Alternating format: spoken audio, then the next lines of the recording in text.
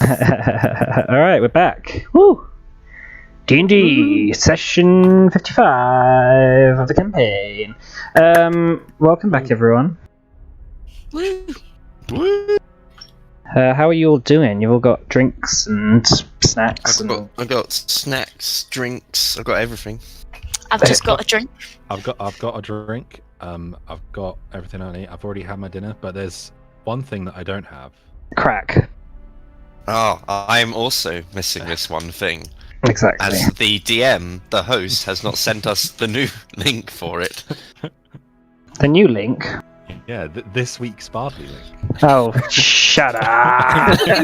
Here we go, boys. Minus 2000 TKP minus. Hey. Okay, so alright then, let's without further ado, let's carry on with the campaign. So last we left off, you finally managed to get onto the road to Carnea, but on the way, shortly after leaving VL, you were held up by the mysterious figure Ashen upon getting into a scrap, which we won't talk about who started it, doesn't matter. The Clive Five sent Ashen's group of hired mercenaries packing, as well as Rickon, who is a relative of Roxon from the Frostbleed clan. Oh, there we go. Thank you. I didn't mean to do that. Ashen, during the fight, as you were fighting him, collapsed into thousands of maggots, which began to sort of dig into the earth, leading some of you to feel as if Ashen may still be around in whatever form he may coalesce into, perhaps. But you are currently on the road to Carnea. So if there's anything you guys want to get on with while you're on the road, this is probably the time to do it now. And also, whilst you're on the road, can you all take off 14 gold for food and accommodation while you're on the road? But if there's anything anyone wants to do while they're on the way, this is the time to have conversations and do that stuff now. I've had a thought on these endless days. You don't think it was slightly strange that Ashen just kind of disappeared into a pile of maggots? I do think it was strange, but there's a lot of strange things happen around here, so I think I'm kind of getting used to it. Have we reconvened at this point? Yes, this is as you have re-met up and reconvened and all that stuff. So this is the last couple of days of the journey, I would say. Oh, okay. So Scrimshaw and Gothric. Yeah, you're all together. Right. Well, I mean, it didn't really seem like it was his body. Like there was some kind of force controlling those maggots, some sort of puppet. Well, I couldn't agree more. Perhaps not a puppet of descriptions, but there's something more going on here. Besides, he still wants the elemental lodestones. Yeah, wherever it is. Speaking of which, well, not actually speaking of which, just a side note, did we let the king know, Wolfram know, about that we apprehended the people that tried to kill him? Apprehended is a strange word to use. Why? I prefer the term executed. Yeah. Well, I feel like maybe we shouldn't tell them that we executed them, actually, in case he gets annoyed that we executed them without his permission. Well, we didn't technically execute them, we fought them and killed them. They died as part of us trying to arrest them. Yeah, arrest, quote, end quote. Well, that is true. In any case, would you mind if we potentially scryed on Ashen? No, do it. Okay. Do you have anything of his? Well, I can remember him. Oh, okay. Well, you didn't actually see his face, though. You just... Oh, it doesn't matter. Just try it. Don't. Did you take any of his clothing? Oh, I didn't stop to ask him. Hello, excuse me, can I take off some of your clothing? Well, I mean, his clothes, mean, his cloak was left behind when he collapsed. So the Did cloak anybody and the pick mask. the cloak? I can say that you guys did if you're interested in keeping it. It was like a quite it was like a red and gold and sort of like sparkly purple cloak with like sort of gold trimming around the rim and stuff, and this white sort of almost masquerade type mask, or like the basic mask that you get like when you're doing art at school and you can like paint it and stuff. It basically looked like that. But yeah, it was made of some sort of ceramic. The mask actually, as it hit the ground, did crack a little bit, but it didn't shatter. So it's got a sort of crack running through it now, but it's just white ceramic. Gira kind of stands up sheepishly after remembering that he kind of needs to have something of Ashen's to kind of scry on, and he heads to this kind of like pile of like, I don't know, our stuff in the corner, and in the bottom is like the cloak that you described, but fairly fetid and not nice. And Gira kind of picks it up, and there's like marks on it: brown, black, green. This too. And it's like quite horrible. Yeah. I don't know how. You're the other scryer. Yeah. Well, I'm just saying that because I may have passed on a bit of myself onto this, needs must. And there's not many. Well, Nice why don't you thing, use the right. mask instead? Oh, that is a good point. And does anybody want to keep this still? It's a bit horrible. No. Can't say I'm particularly keen on that. Okay. You can keep it if you want. No. I'll use it just in case I have to relieve myself again later. But and Gira kind of wanders over, picks up the mask and scries. Okay. So begin to sit down with the mask in your hands as you sit in that sort of same meditative pose as you do when you commune. Begin to murmur the words of the spell under your breath, and you, whilst looking at the mask, you think of the figure of Ashen, who, whilst you didn't have a particularly long conversation with, you managed to feel a connection fairly quickly with his consciousness, which is an immediate sign that he lives.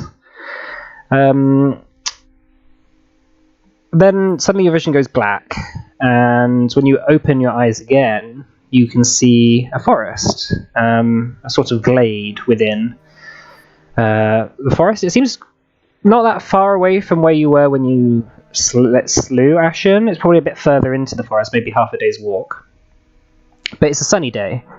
The trees are beginning to turn from their brilliant green into a subtle shade of yellow and brown, and the light breeze brushes past, causing the trees to start whispering among themselves as they do.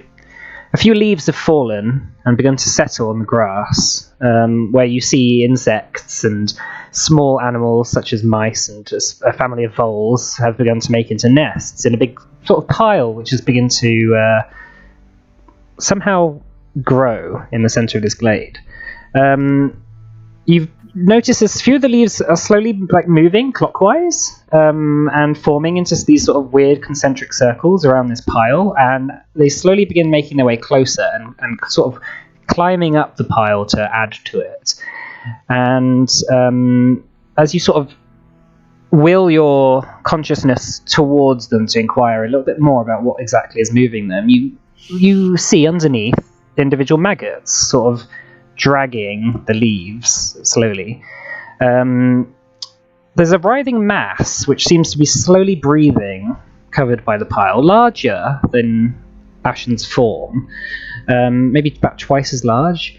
And there's this like a waft of steam which is rising from the centre, and this sort of sharp smell of rot.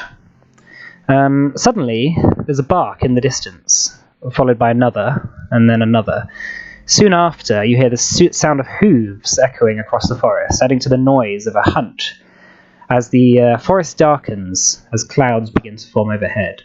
After a few moments, you see an injured fox limping into the glade, hobbling up past a large oak tree and resting against its bark.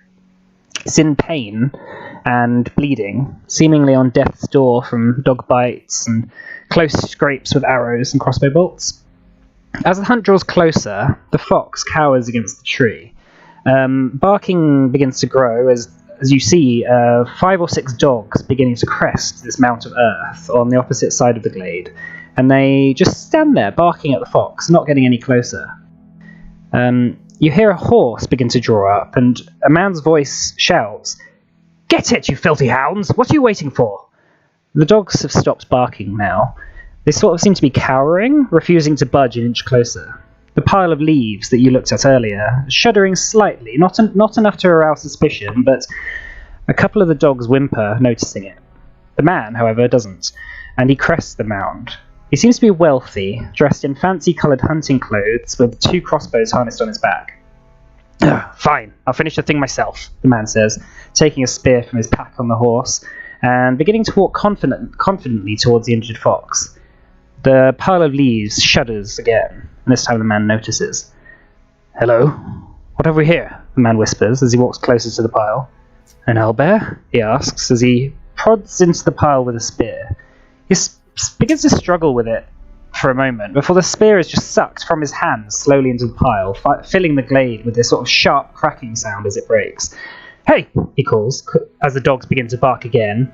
The pile shudders once more, before suddenly a large maggoty tentacle shoots out from the centre, wrapping around the man's face and neck. He struggles, unable to get out more than an extremely pathetic, quiet, muffled scream, and after a few seconds he falls, his skin grey and pallid, as if all of his life energy has been removed. He's dragged by these maggots slowly into the pile and absorbed, as it shudders once more, with this sort of strange alien slurping sound, as he falls out of sight. That's all you see, and then suddenly your vision sort of rises again. You're back on the path that you were on, with your friends around. Garen looks quite like shuddened by the experience. What happened? Oh, terrible. I think Ashen is still going to be somewhat of a threat to us. He seems to be coalescing, absorbing the life of innocent creatures and people. I assume, to create a new body. Oh, yeah, that makes sense. That is. You'll have to remember the what did the man look like? What man? It was Ashen or the poor soul? The poor soul. Maybe he's gonna turn up looking like that guy. Perhaps, but did Ashen look like that? Yeah, I mean, when we saw him, he was just a mass of maggots.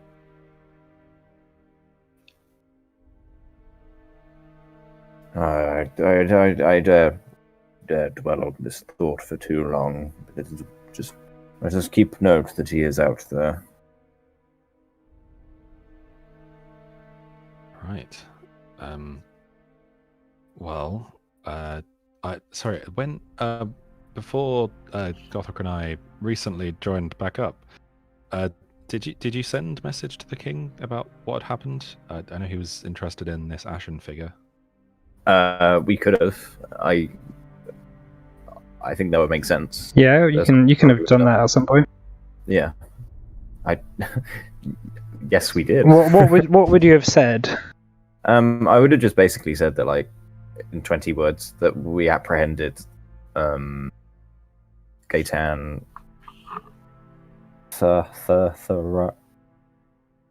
Gaetan and his crew. Yeah. Gaetan's crew.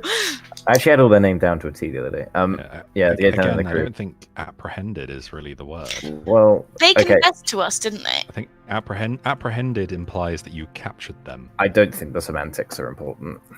They're dead. And did they confess? Yeah, they confessed to us. Okay. That it was them. Okay. And we would relay that point as well.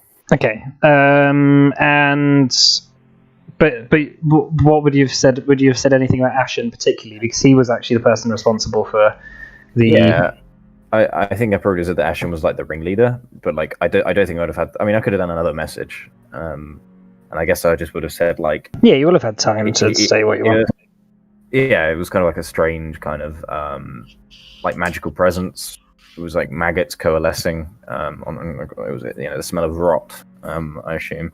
And he was after the elemental lodestones, for and the purpose of which, I mean, he spoke a bit, but it wasn't particularly clear. Okay, cool. What he planned to do with it. Okay, yeah, the king would have just replied saying something like, "Okay, we'll look into it, but until Ashen is caught and dealt with, I mean, obviously, it's not 100% done yet." Yeah. Okay. I think it's likely as well that like after this, I think Gira would probably send another message to saying that what you saw in the scrying thing. Sure. Okay. Cool. All right. Well, what else were you guys gonna say and do? What were you saying, Scrimshaw? Before? I don't recall. Oh, that was just part of the message thing, I guess. I think so. Yeah. Okay.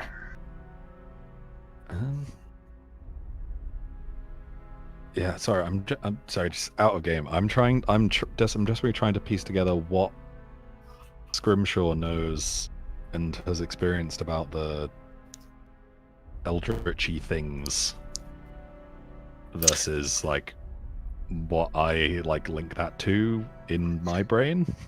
Okay, so what do you mean? Sorry. So like, for example, connecting mind flayers and space stuff. And make a religion check. Okay. So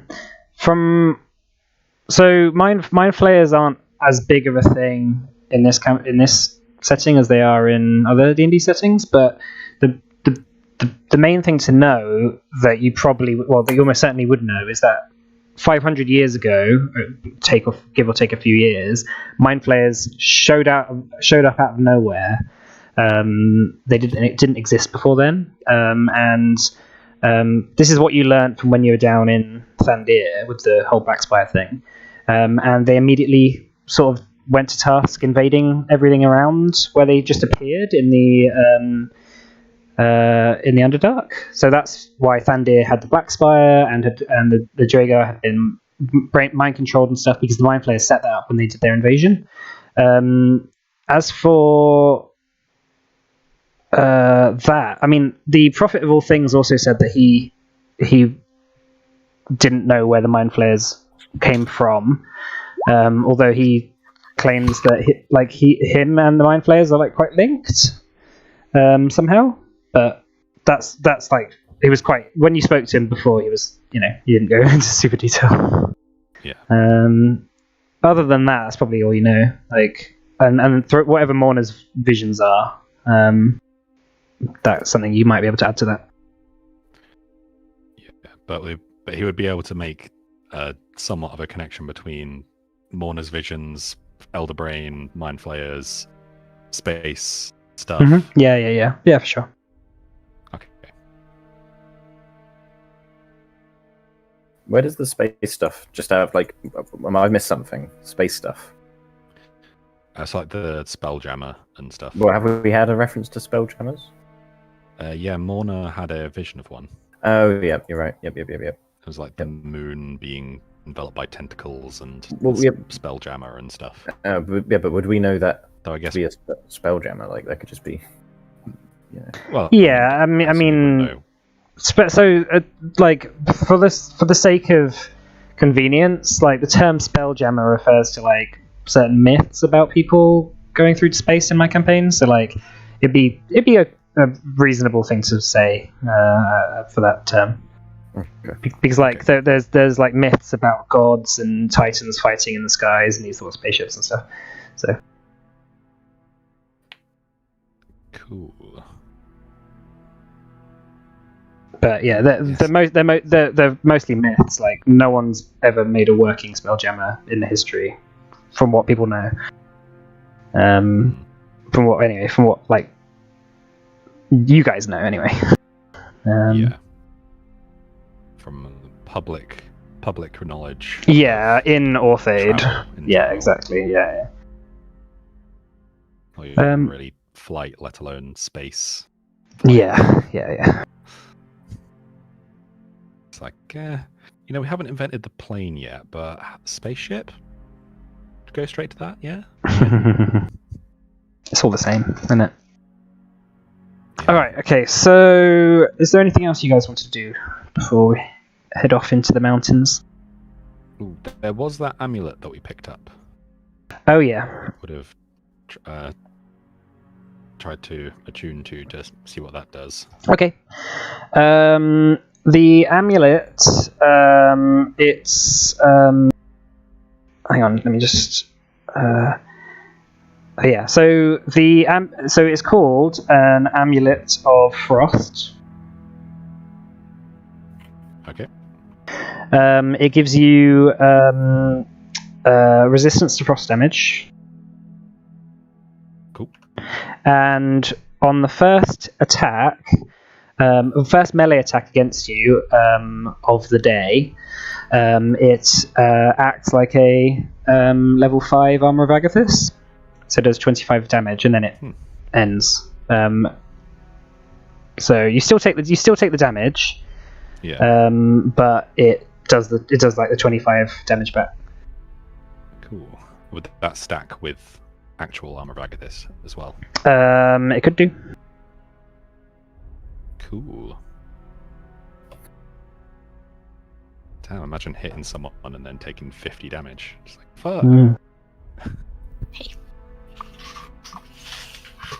Do you think perhaps it would be wise to give that to our friend Roxon here?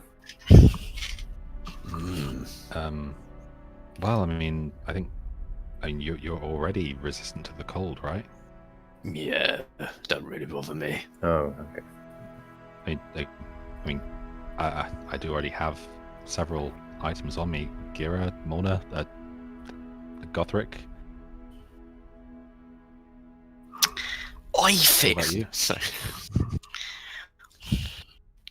I have no real preference. What you're talking about? Sorry, I had a bit of an emergency, but I'm okay. That's okay. All right. Go on. So the amulet is an amulet. The amulet that we got gives you resistance to frost, and the first melee attack against you of the day gets 25 cold damage reflected back to them, I quite like determining that. who should have this.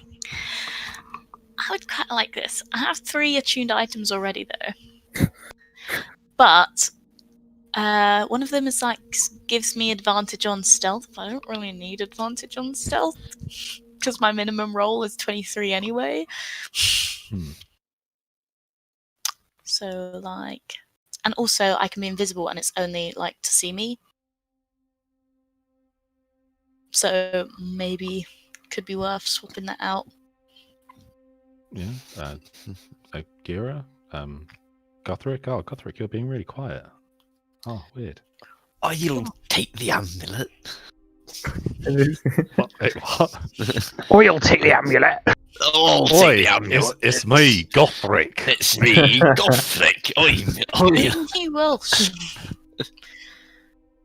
I can't do that voice, so You just have to kind of strain a little bit. it's my Well, amulet. I'll take the amulet. I'll take the amulet. I'll take the guys. amulet. All right. Okay. All right. Okay. So, With forks. All right. So, well, I guess maybe who wants it? We can Me. flip a I'll coin. fight. Gothric. I think you should fight for it. Gothric. PvP. PvP. Gothric's like, if you really want it, you should just take it. That was perfect. That was good. Yeah. Cool. Thanks. I take it. Well, Gira. Yes. You'd like me to have the stealth amulet. What? Well, it was more just.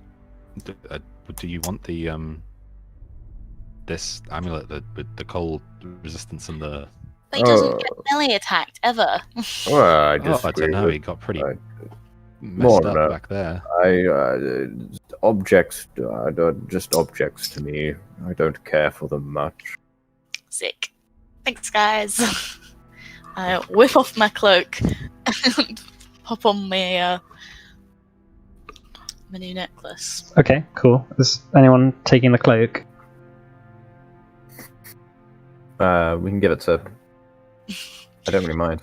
I can pop it in my bag with. No. I think you just give it to someone now. Let's give it to. Probably Gothric, Yeah, let's give it to I'd him. imagine. Yeah, I'll give it to Gothric. Is that a cloak of Elvenkind? Yes. Okay, cool. Mean that he could potentially actually go with you on stealthy missions. Yeah. Cool. All right. Awesome. Okay. Is there anything else anyone Have wants to the- do? I was just wondering if you have the deets about the necklace. Oh, right. Yeah. Let me write it up now. Cool. Thank you.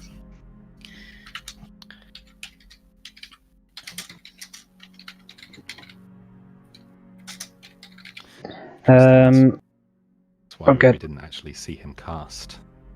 I'm right at this. I assumed we just missed it. yeah, no. If you go back, like, he couldn't have cast it with all the stuff he was doing. Yeah. Yeah. Explanations. Hmm.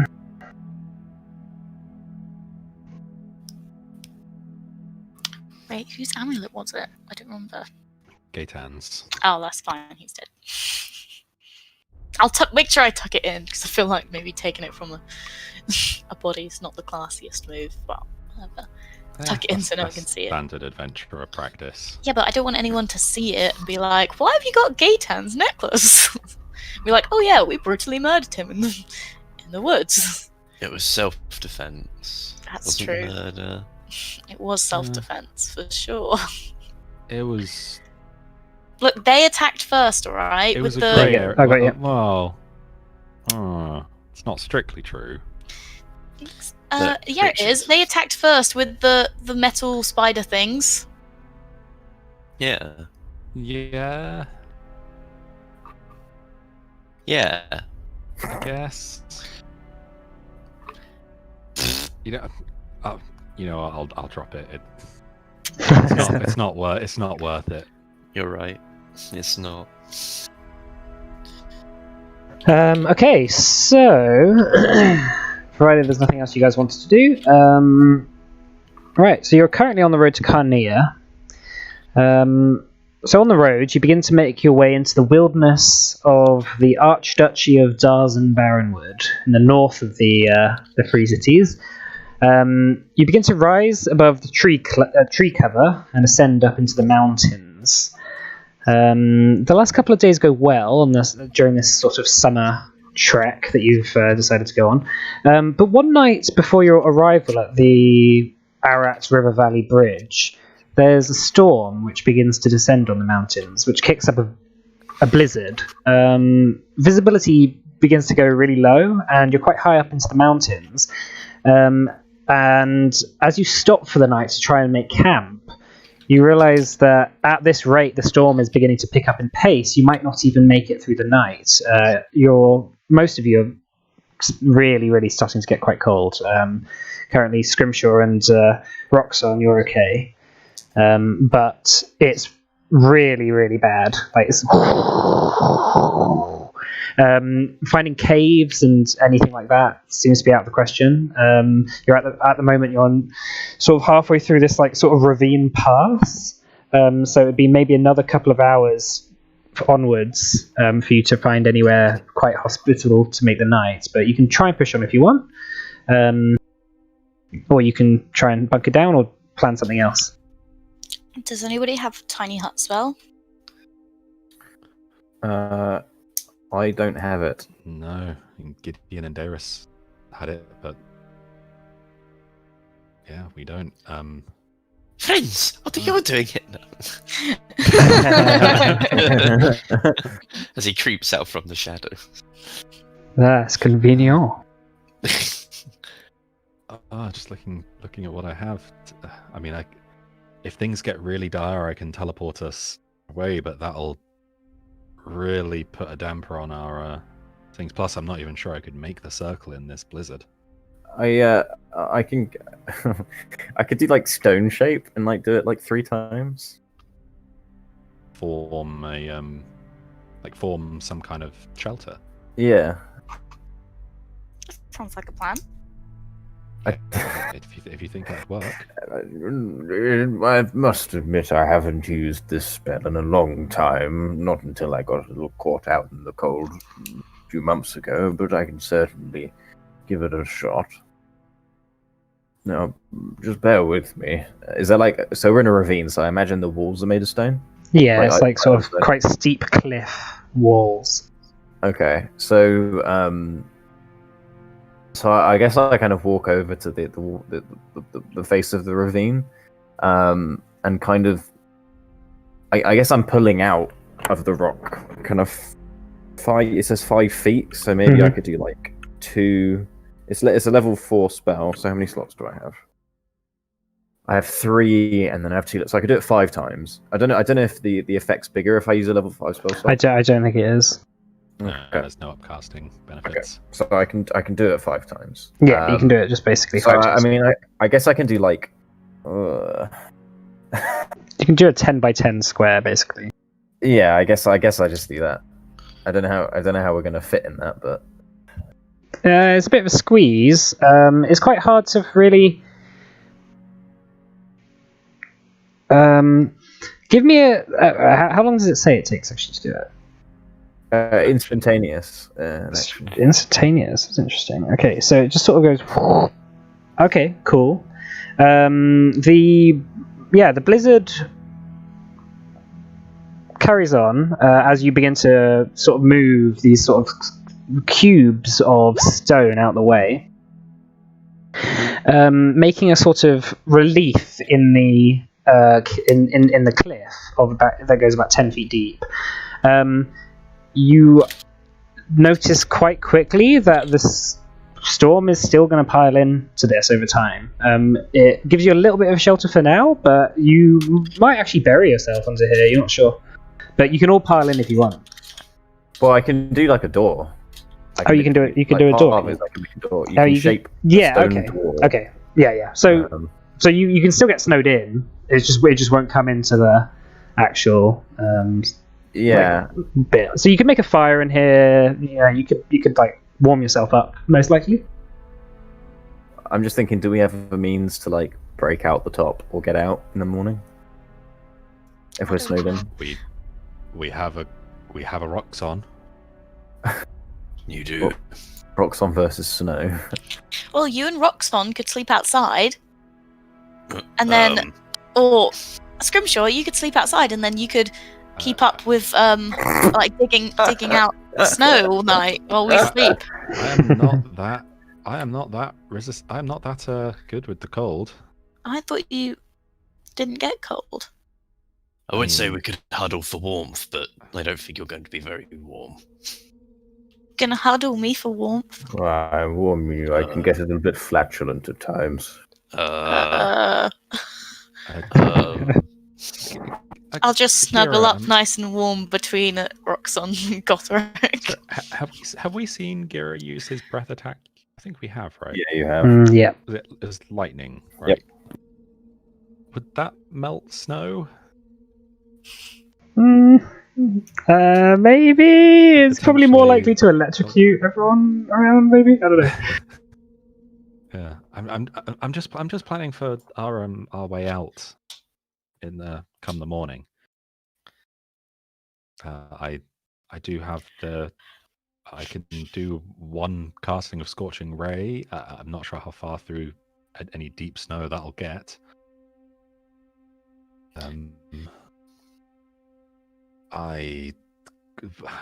Booming Blade, that may just cause an avalanche, frankly. Does anyone have any salt? Idea. Any salt? Put some salt so the Do you know how much salt? Nowhere we would near need? enough. Yeah. Did anybody bring a shovel? Ooh. Are you inside? Are you inside this area now? This place now? You've all gone in there. Mm-hmm. Okay, so doors closed. You're just sort of debating as you sort of settle down for the night. Yeah, Okay. just planning for the morning. I can have a think about what demons I could summon that might help us with the situation come morning. Well, as long as I can see out a little bit, I could probably get out as long as it's a little bit dark. But otherwise, I don't know. That's not a lot of good for the rest of us. Well, then at least I can help shovel some snow.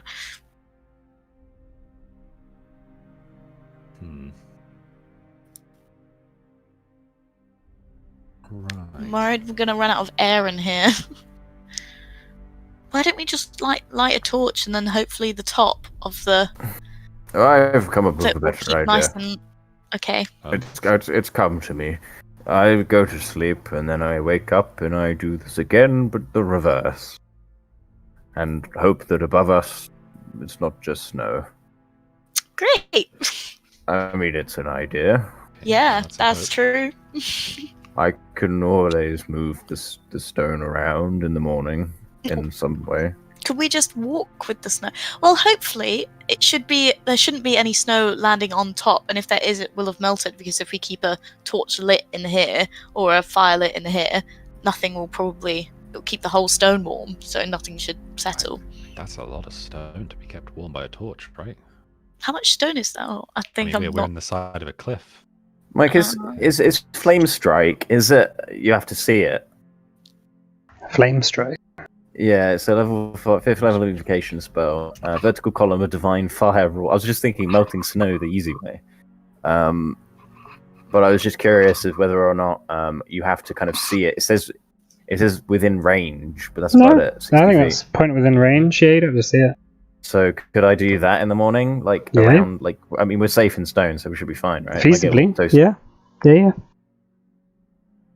Doesn't seem to be much reason why you wouldn't be able to do that. I think that'd be the what I'd do if that would be my idea. Okay. Okay. Well, yeah. I mean, I don't really have much to help us here, but that sounds like a plan. Good. Obviously, this is a bit of a greater risk for you guys because you have to be able to breathe. Why did you knock a little hole in the side? Well, I was thinking more in the event of a cave-in. Oh, I could slowly worm my way out potentially, but doubting my, Over tens of thousands of years. Tens of thousands of years. you doubting my stonemasonry skills? no, I just haven't seen your flame striking skills. I don't think I have either. This storm came on rather quick. I don't know how much is going to build up.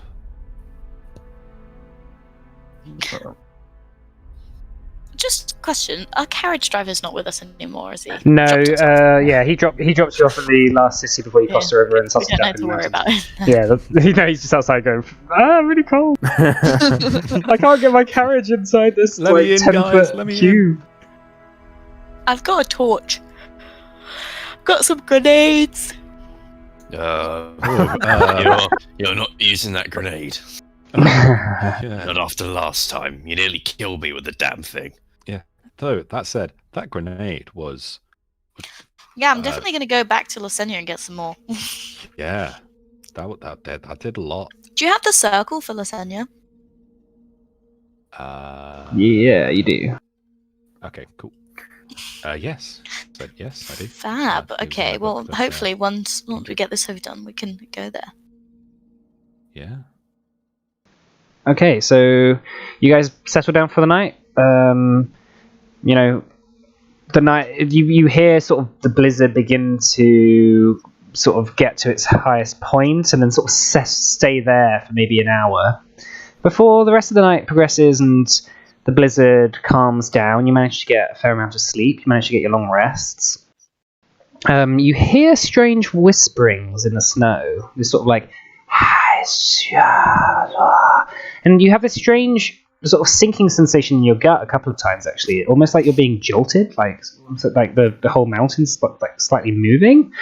But the next day you awaken. You see through the sort of little gap in the stone door that Gira constructed. You see light pouring through, which suggests that the snow hasn't settled too deeply. But are you going to do this flame strike to clear the snow? I think maybe we should try and dig it out, dig our way out first. If we can, dig out, we'll do that. Okay. If not, all right, open up the door. It's quite a lot of snow piled, but it will take you maybe 20 minutes to push your way through it, I'd say, most likely. Okay, cool. Awesome. Sure. Cool. That's fine. Roxanne seems like one for you. Here we go. Cool. All right, can everyone make me a perception check as you make your way through this snow and begin to climb out of the area that you constructed for yourself last night?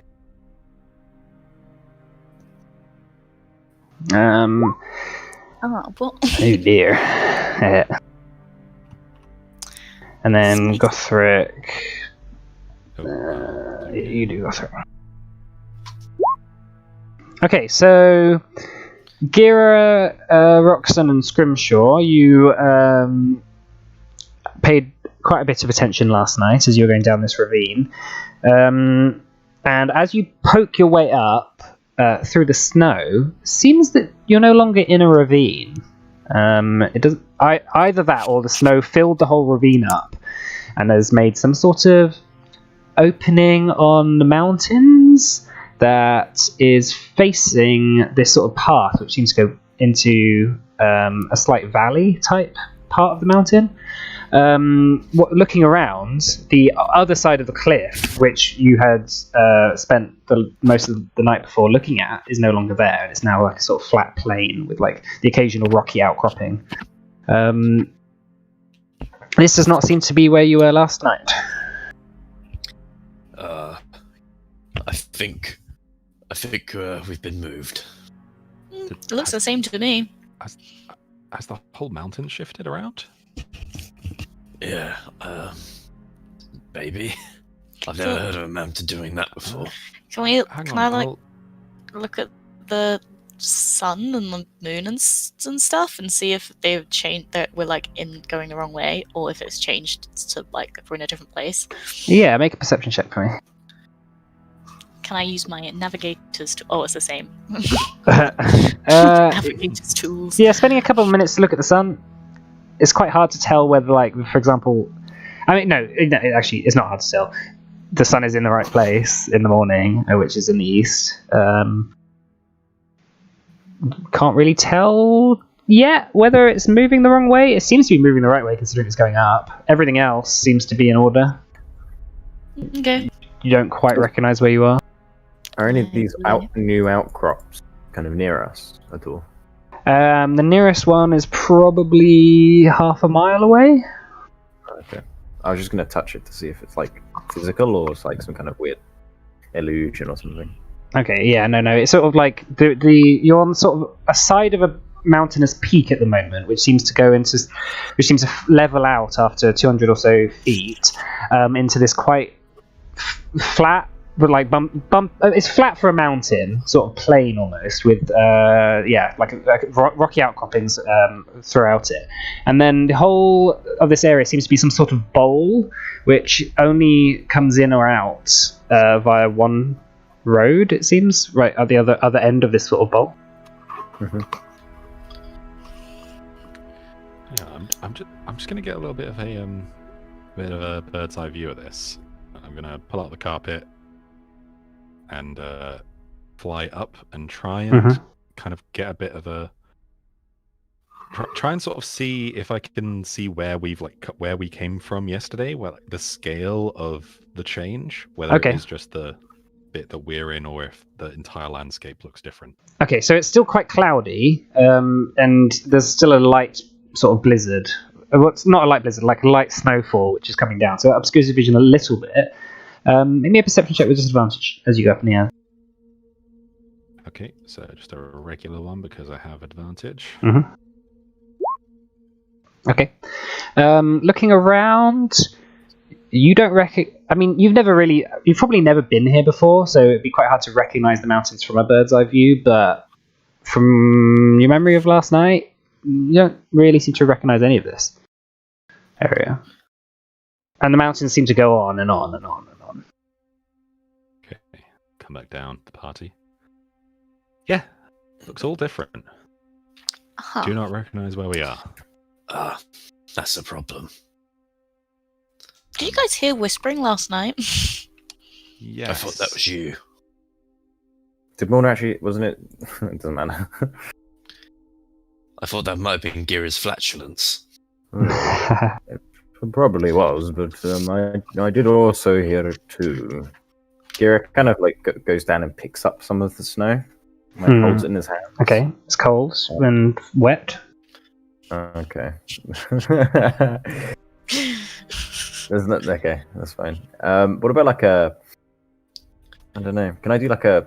Do we know anything about the area? Can I do like a history check or something? I would say you probably not. Sure. Has anyone been around here before? No. Probably not. I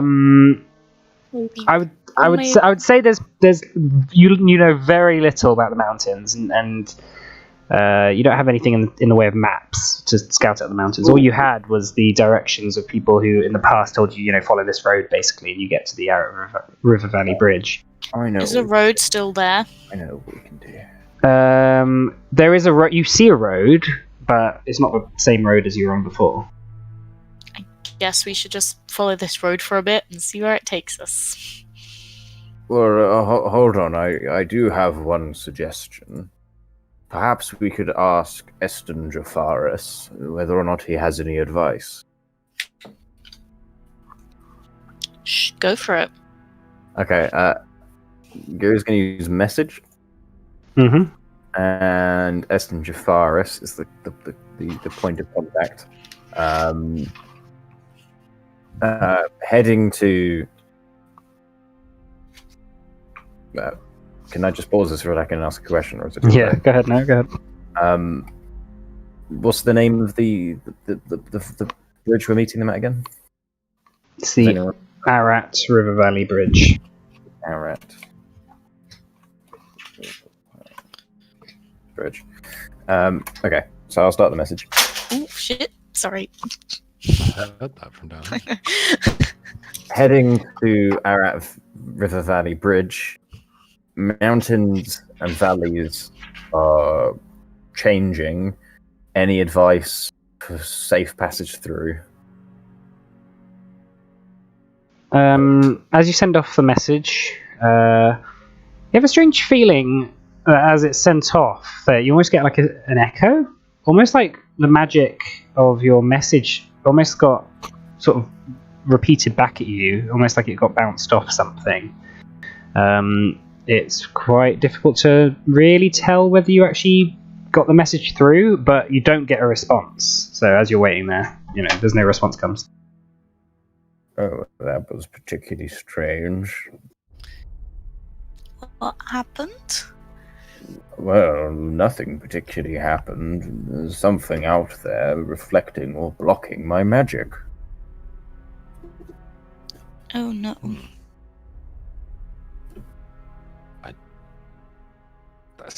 There's something in the back of my mind.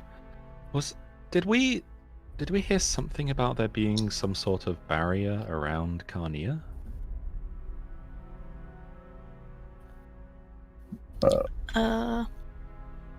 I don't remember that. Am I crazy? No, you're not crazy. Eston Jafaris, when he spoke to you, said that it's quite hard. There's like it's quite difficult getting messages in and out of Carnia, and same with like teleporting as well. There's this sort of, they're not sure whether it's just the mountains or whether there's some magical barrier around the area that seems to stop information passing through. Yes. Now I remember. It's that. I mean, that's like what he said. Yeah. Good thing I remember. Yeah. Pepperidge Farm It- remembers. Yes, it would be poor to rely on my memory. Anyway, What about yeah, your notes, he did Richard? mention. Aston did mention that something about. I mean, it could be in my notes somewhere, but I'm not going to look through all my notes every conversation.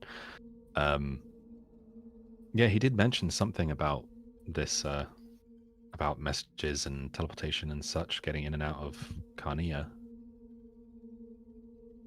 From our experience here, it seems to be something to do with this mountain. Huh. Well, maybe we should just keep on going down the path like we were told to. Maybe the mountains move. Hopefully it's given us a little nudge towards there. Maybe it's been helpful. We don't know. Let's go. Okay, Yeah, so you're going to and try I've and reached exit down this and- sort of bowl area. I'm just going to Yeah. reach down to the floor and just stroke the floor and just be like, "Good mountain." Okay. You don't get any response. Oh, Um, no mountain handling check. Unfortunately not. That's not a skill, indeed. But, okay, so you carry on. The cold of the mountaintop, bearable for now, although the occasional light breeze begins to tickle you, and your feet starting to get a bit wet from the snow, trudging through quite a lot of snow which is layered on from the night before. You make your way onto the sort of main road, which twists and turns down this ravine. And after half a day of travelling, you begin to hear horses, sort of hooves, clopping down the side.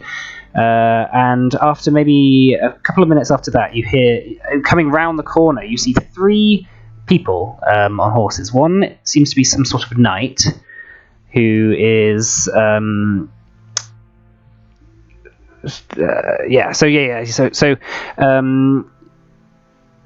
knight who has this sort of short, sort of powdered wig, and is wearing quite old, quite battered, half rusty, half sort of stained chainmail with like a large double-handed sword on his back, and 2 women who are dressed in like quite fine, noble robes and have these large, quite intricate powdered wigs, which are like sort of mostly grey with like the occasional white streak in them, as well as having very pale like sort of made up faces with like very red blusher and lipstick on.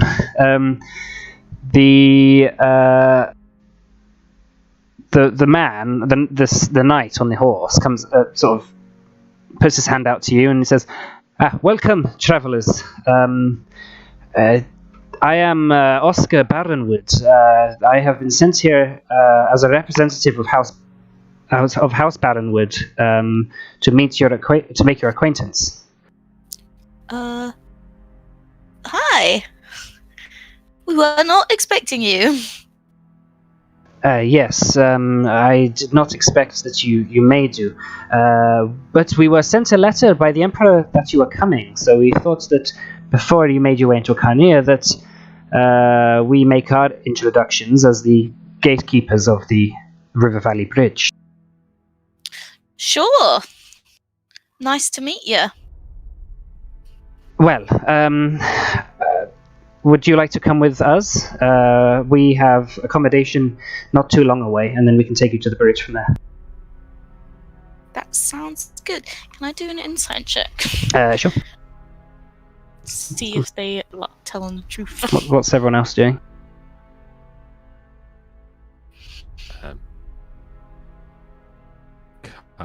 Yeah, not much. Just Okay.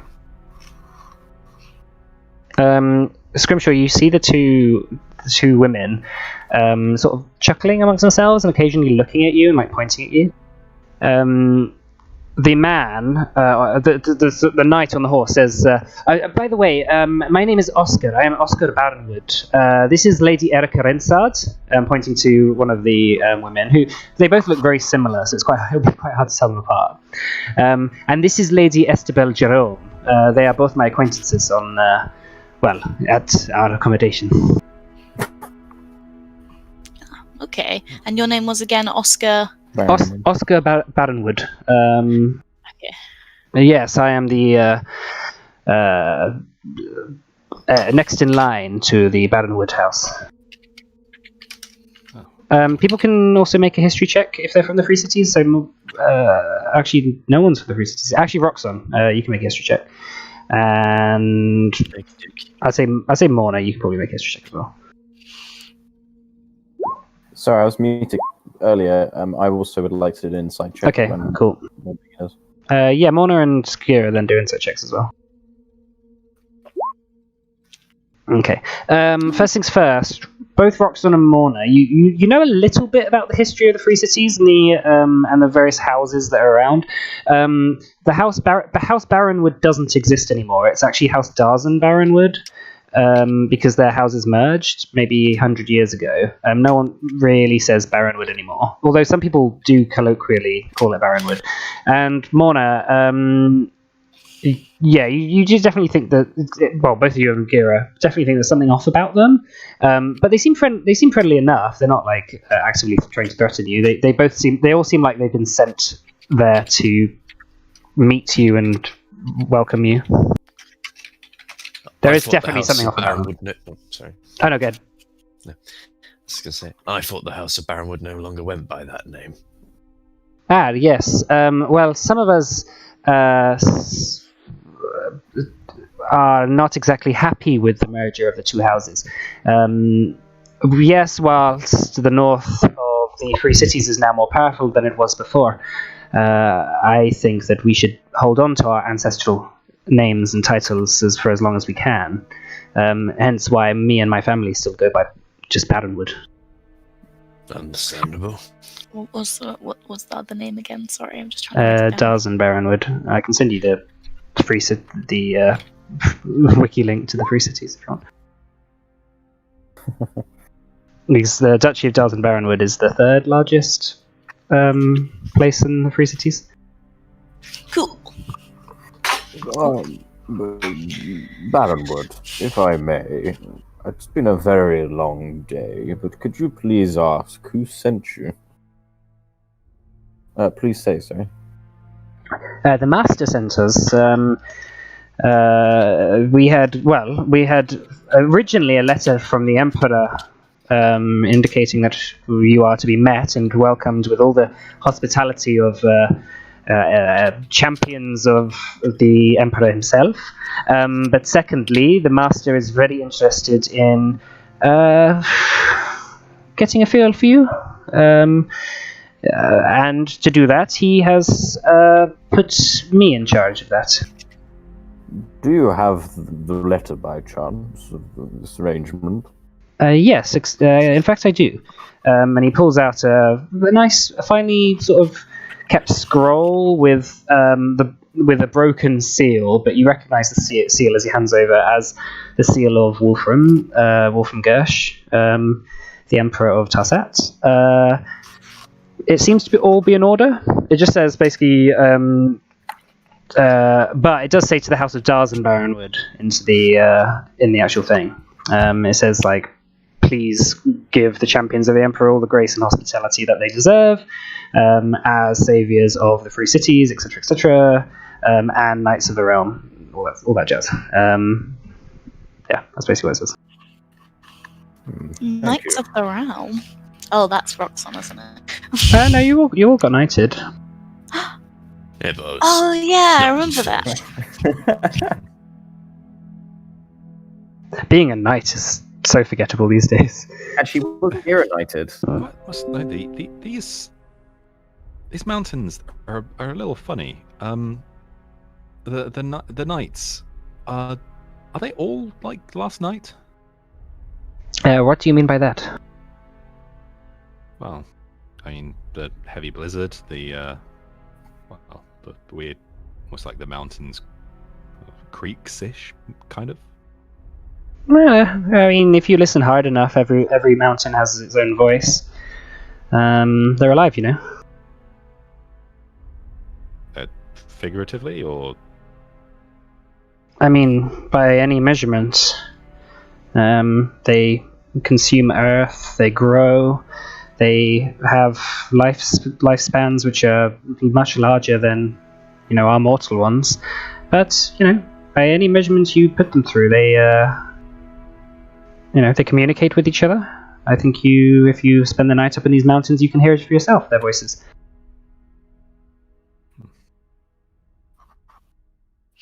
Oh, so that was what that was. But that being said, I think that there is a lot of romanticization about natural phenomena. I do not know whether they literally or figuratively communicate. But there are strange things that happen up in these mountains. I think it's probably partially to do with Carnea itself, not being so far away. What's so weird about Carnea? Well, the fact that a mad lich is at the helm of it, and constantly does strange fell experiments in this area. Oh, that'll be it. But what do I know about that? Probably not that much. what if the mountain was used to be some kind of elemental, and it's been resurrected as some kind of necromantic ritual? Well, there are legends that when this world was not very old, the Titans and gods had a vicious war on the surface of this planet, and wherever the Titans fell, they left a lot of pure elemental energy, which became things like mountains, it became forests. That is why people talk about things like the heart of the forest and hearts of mountains and stuff. These are, according to legend, where Titans fell. Is it surprising that they are magical? Not to me. Yeah, and I imagine Gothric would pipe up, because he has a thing about magical mountains, doesn't he? Oh yeah. And also Darius and Saka, rest in peace. Rip. Only Saka. Darius isn't dead. No, I know. Well, he might, he might have, He's dead Yeah. inside. after burning his sister alive, and well, not burning her alive, but the chance of bringing her back, and Rest in peace. Don't worry. He'll be brought back at some point as a zombie. Be fine. Okay, so like I brought back Ritok. Okay, so still didn't bring back Fondle though, did you? how do you know what's about to happen? Yeah, exactly. You just ruined my grand plan. Okay, so a few hours travel through this ravine, and through a couple of very well hidden roads in the mountains, soon reveals this old dark stone castle which clings to the side of one of the ravines. It's surrounded on all sides by sheer stone cliffs, with seemingly the only way in or out of the castle via this road. Sort of the perfect defense, really. You see a few dark clouds swirling overhead, flashing with lightning occasionally, as there's a light drizzle now begins to fall on you rather than snow itself. Lighting up occasionally many of the details on the sides of the castle as you get closer, and these occasional, how to describe it, just pillars of stone in the ground, which are sort of on the approach to the castle via the road. There's these stone pillars which occasionally jut out at strange angles, with things like chains, maybe some lamps hanging from them, which aren't lit, but they are rusted and maybe occasionally get lit.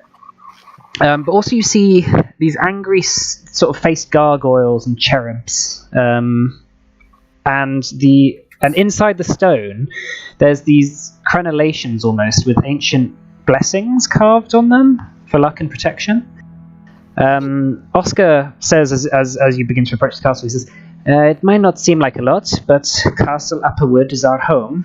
And as you can imagine with our geography, we've gone through quite a lot to set up tonight's feast. to welcome your arrival, of course. Feast. Odd question, if you may. I've been having a think about things on the way over. How old are you? How old am I? Yes. I'm about 35, I think. Can I do an insight check? Yeah, go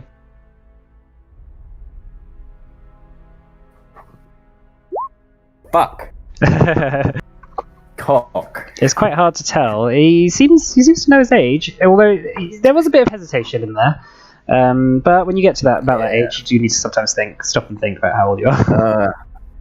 Matt's thinking something, but there's no way Gira would think that, so I'm going to keep to myself. Yeah, so you guys. Also, Oscar actually turns to you, Scrimshaw, on the journey, and also says, "You are made of wood." Partially, yes. Ah, so you have some things made of flesh. As the two ladies and horses giggle behind. Yes, I suppose. Very very limited amounts of flesh. Pretty much just the mouth. Well, the mouth can do a lot of things. Who? How? I've never seen anything like you before. Kind of just look to the others. It's not really much of a secret anymore. Well, I was constructed at some point, about half a century ago, by a very talented wizard. Oh, this wizard. It wasn't Nerissa, was it? Oh no. You know, I mean, I've never seen them in the same room together, but not as far as I know. Huh. Well, you don't seem like the sort of thing he likes to do. Occasionally we get various undead spilling over into our lands. That is part of our task, to keep Carnea's stuff within Carnea. Oh, don't worry, I'm very much alive. Very well. Well, and you are a Goliath. He nods to you, Roxanne. Yes, that's me. There's not many Goliaths up in these mountains anymore. They were taken a long time ago. You're not from here. No, I'm from further south, VL. Ah, right. He gives you a knowing look, as if to say, he sort of knows something about that maybe you don't. But he just sort of goes on and looks at Gira and he says, "And you look like some sort of lizard. I've never seen anything like you before." Very impolite of you. I'm a mighty dragonborn. A dragon? Oh, well, I've heard rumors, but I thought they were slightly bigger. Well, I must say I'm a little old now, but I can definitely remember many. Gary kind of looks down, kind of a bit sad that he probably can't remember anything. But may I ask the question back at you? Awfully asking a lot of questions for a human. Well, I am quite interested about foreign visitors to these parts. I do not see many people. I'm sure you don't. And Gira kind of looks over to the castle that just doesn't look inviting, I assume, at all. It depends who you are. No, it doesn't look particularly inviting. It looks quite run down. It is made of dark stone, which is different to a lot of the stone around here. During the construction of this fort, they must have quarried stone quite far away from a different part of the mountains and brought it here, because it doesn't seem to fit with how the rest of the stone looks. Appetizing for 5 people who just slept in a blizzard.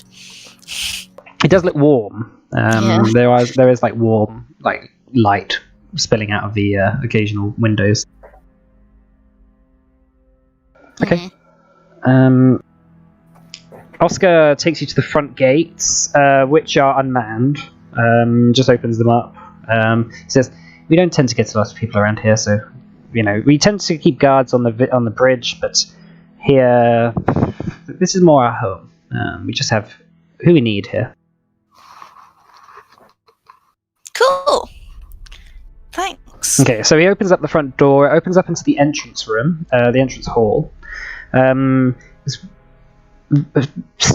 stone brick, sort of very old moth-eaten rugs line the floor. You've got like suits of armor on the walls that are rusted and sort of very old. Old, like sort of paintings which have long lost much of their hue, especially in the bare torchlight, that look quite just pale. All the paintings, though, seem to be of older figures in the Barronwood family, who you can see there's some familial heritage between them. They all have very similar sort of jaws and noses, probably because they're all inbred as well, probably. But Oscar sort of takes you down the entrance hall. He says, "It seems that the servants have prepared a feast for you." He says that although you look around and there are no servants, but he takes you into the dining hall and there's this like large, massive feast of like chicken and turkeys and big things of hog, just sort of like splayed out on the table with vegetables all sort of tossed over it, and nice and hot. Wine, ale is splayed out across the table. Oscar nods to the two ladies who are accompanying him, and they go off, sort of giggling as they run upstairs.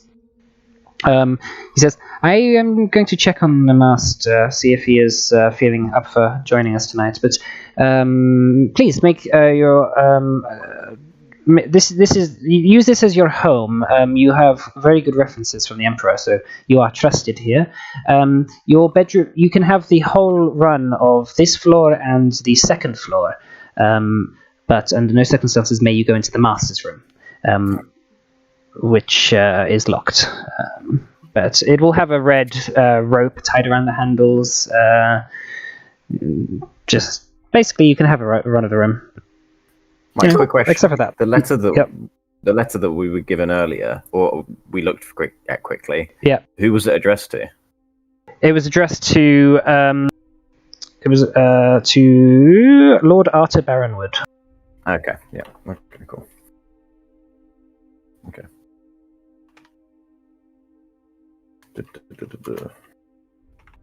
So we alone now, Yep, you're in the dining room alone. with this feast in front of us. Yep. On the way up, did we see literally any wildlife at all? Make a perception check. Okay.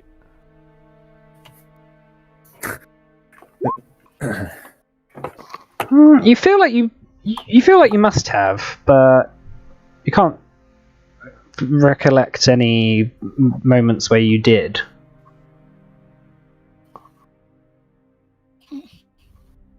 Does anyone recall ever actually seeing an animal on the way up here? No. Maybe they have chickens or something. I don't know about you, but I don't think this. And he kind of points at what seems like a large hog or something. Here's a chicken.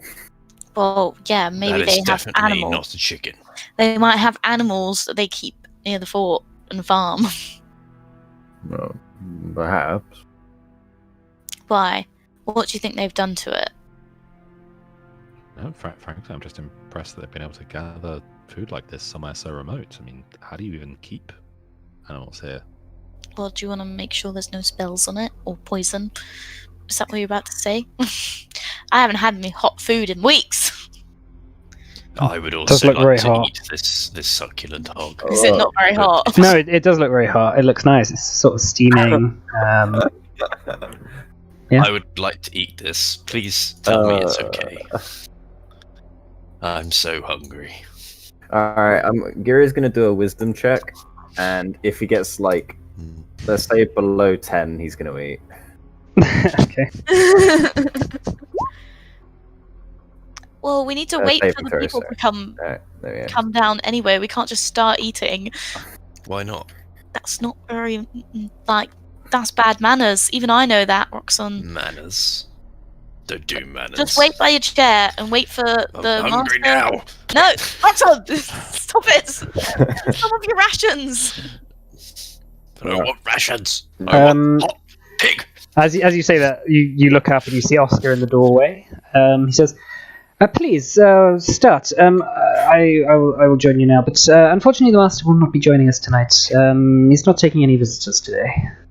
Oh, why? What's wrong with him? He's been feeling a little ill recently. He's very tired. I think spending some time to rest will be good. The blizzard has done him a lot of bad recently. He's got a bit of a cough or something." Where do you find the land to farm all these animals? Well, I said earlier that it was quite an effort organising the feast for you. The second we heard about it, we sent our magister off to collect things, which he has managed to luckily teleport for us. Yeah. Well, it looks delightful. Please tuck in, and he goes and sits down at the end of the table. I tuck in. Okay. I'm full. Okay, it's delicious, Mona. It's really good. It's delicious. You should eat some.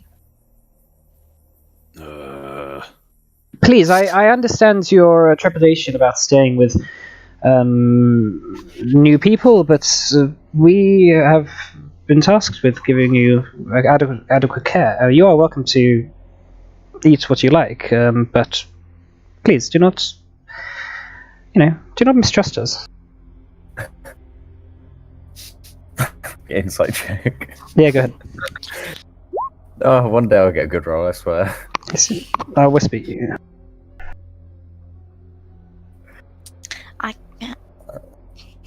It just seems too, for Gira's taste, it just seems too flamboyant to be in the middle of nowhere. Do you know what I mean? It's like, it's just weird. And that's like, I'm not trying to be mad about it. I'm trying. Maybe if we ask them about I'm that. immune to disease and poison, so I'm just like, that doesn't matter. just don't care if it's poisoned. In before it's none of those. There's actually just a bomb in it. It does slightly give me flashbacks to a previous time. Where Yes, we were, I was thinking that as well.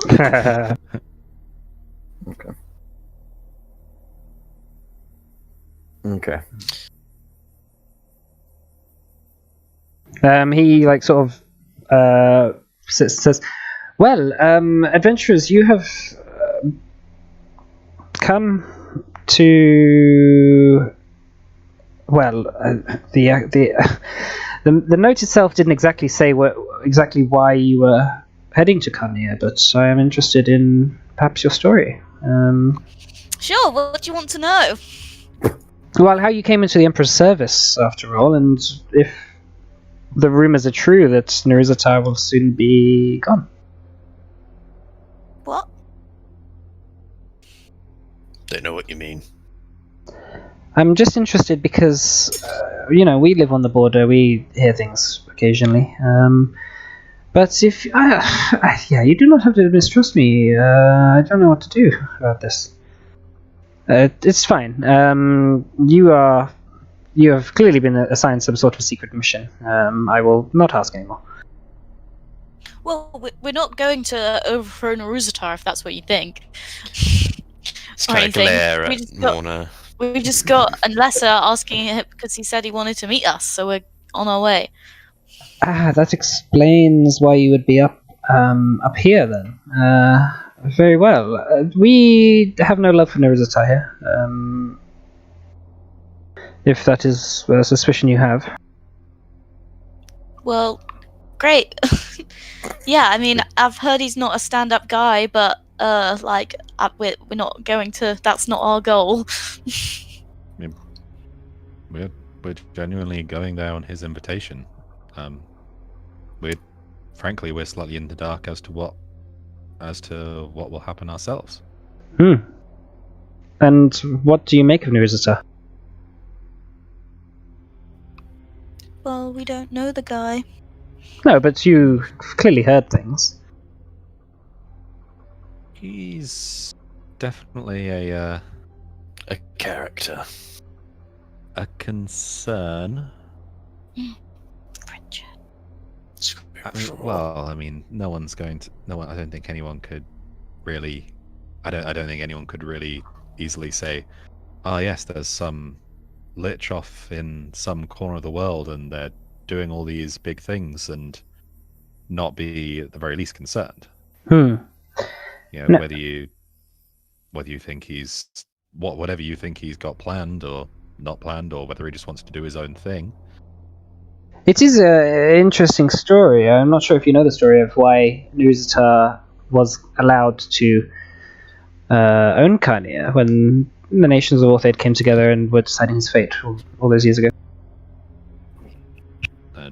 No, I don't think I am. He had argued his case that this continent, at least, or this world, needed some sort of protector who, well, was not good, had the interest of our realm, found it as quite a bit of an interest. The nations of Orthed decided that Carnia would be allowed to continue and Nuruzata would be allowed to do whatever he liked, as long as he promised that he would not incur in the politics of other nations, and he would not allow others to become as powerful as he had. It was his removal of many threats across Orthed and even down in Eshmalan that really convinced a lot of people that he was worth keeping all this time. It is interesting that the nations have now moved on and now think differently about Nuruzata's usefulness. It'll be interesting to see how things progress from that.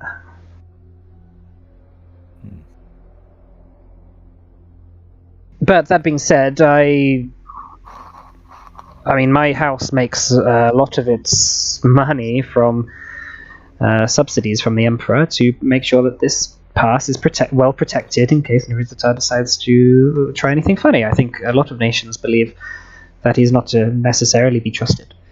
And what do you think? I think he is not as powerful as he claims to be. I think that I have seen enough from our little vantage point over into Carnia to suggest that maybe he doesn't have as much going on for him as he thinks. Although I do not know exactly how busy he is with stopping threats to this plane. He does not seem to hold things at home very well together. There's a lot of politics which he is not... I don't know if he's very good at. Let's say that. Let's say he were everything that some people believe him to be, and he decided one day to, send whatever forces he had out of Carnia and through this pass. What would you do?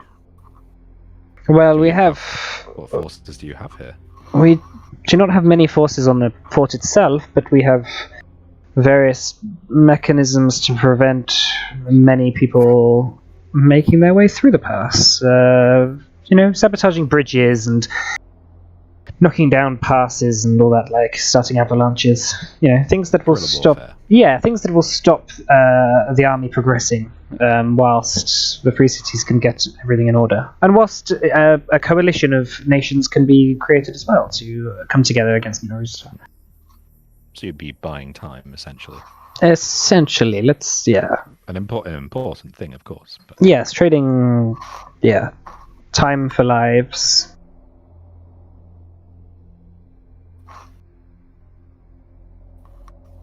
Interesting.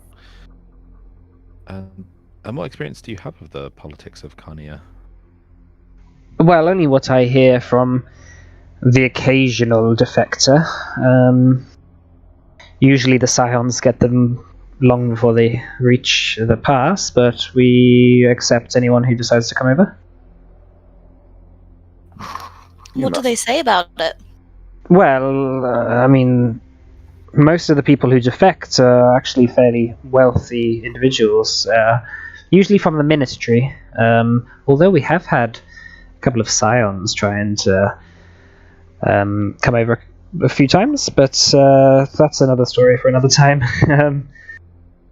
The actual members of the ministry that try and defect, they say that they want things to change, and that Naruzatar is not treating them with the respect that members of their station deserves, and all that good stuff.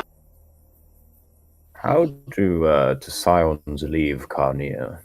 No, they don't. Naruzatar has a very powerful grip on their minds, and when if they make the decision to defect, usually they are killed at that point.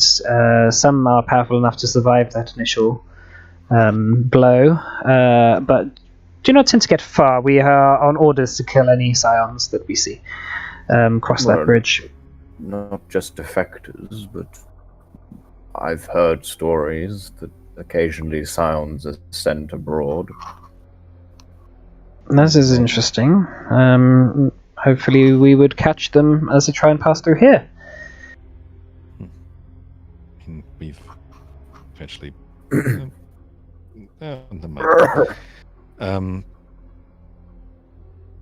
yes, so they only stay within Carnia? But that is the agreement that Naruzatar made. It would take something very important for Naruzatar to want to send scions out abroad. Although, there were sightings of a scion recently, weren't there? Well, a few times. Which scion? There was some strange scion. There was some half-orc scion that was spotted in VL. And then a few other places around that I may have heard, but usually around places around the Oostwood and places in Tarsat like that. That's strange. I wonder what he was doing. He was riding on a... From the reports anyway, he seemed to be riding on some sort of reanimated dragon. That doesn't seem very likely. Oh.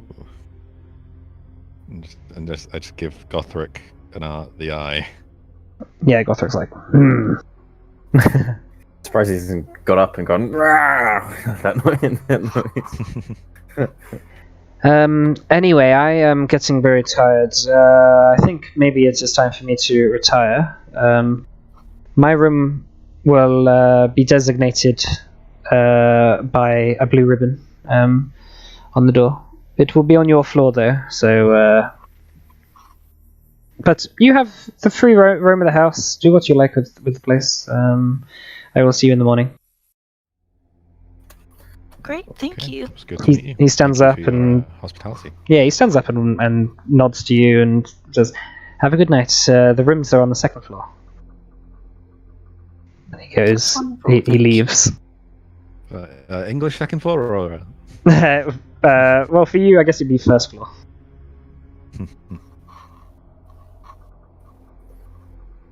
Yeah. He goes off.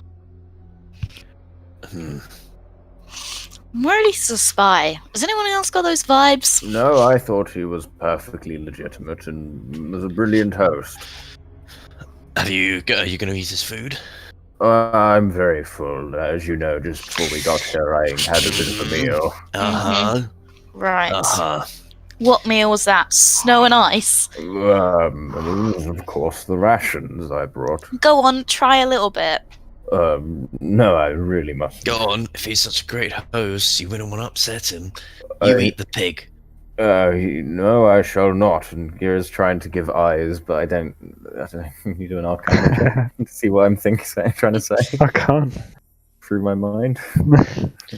Anyway, I'm not eating that pig. fine. That's your favourite. It is. I've already eaten some of it, and I'm still alive. True. Go on, Roxanne. No, because what if he has done something to it and it's not gonna get you until tonight? Nora, aren't you immune to... Shh. Yeah. No. What was he going to say? Well, I can't get diseases or poisoned. Right. So you were happy for me to, though. Well, no, because I feel fine. But you're immune to. Would it ease your mind if I tried it? You're probably immune to it too. You're wood. You don't have Go on, your organs. hurt is. Why aren't you eating it? Because I don't trust him. Kira. Why am I not eating it? No particular reason. I said I'm not very hungry. Well, why didn't you take some to have for later? Okay, yes, I'll do that. Yeah, why don't we all take a nice plate and we'll have it later? Just so we don't hurt his feelings. I don't care about hurting his feelings. Why? You should. Why should I? It might kill you in your sleep. Well, it'll probably kill me easier when I'm poisoned and dying from his pig. If they had someone teleport things in, should we get a copy of their teleportation circle? If they have one. Well, how else would they be teleporting things in? I mean, he did mention Magisters going to fetch things, so... Yeah, and teleport them in. That's what he said. Yeah, I would've mean, been- he's headed to... maybe we shouldn't accost him now, but in the morning, before we leave. Well, why don't we go? He said we have free reign of the whole house, so why don't we go and look for it? I wonder, but it's interesting that the Emperor didn't suggest that we just take a portal here. Yeah, he gave me a list of their known teleportation circles, and this wasn't on it. Are you sure? Are you sure you didn't just not check? Less sure now. I pull out the book and start flicking through. Did I spend a night in the snow because you didn't read it properly? No, there's no teleportation circles here.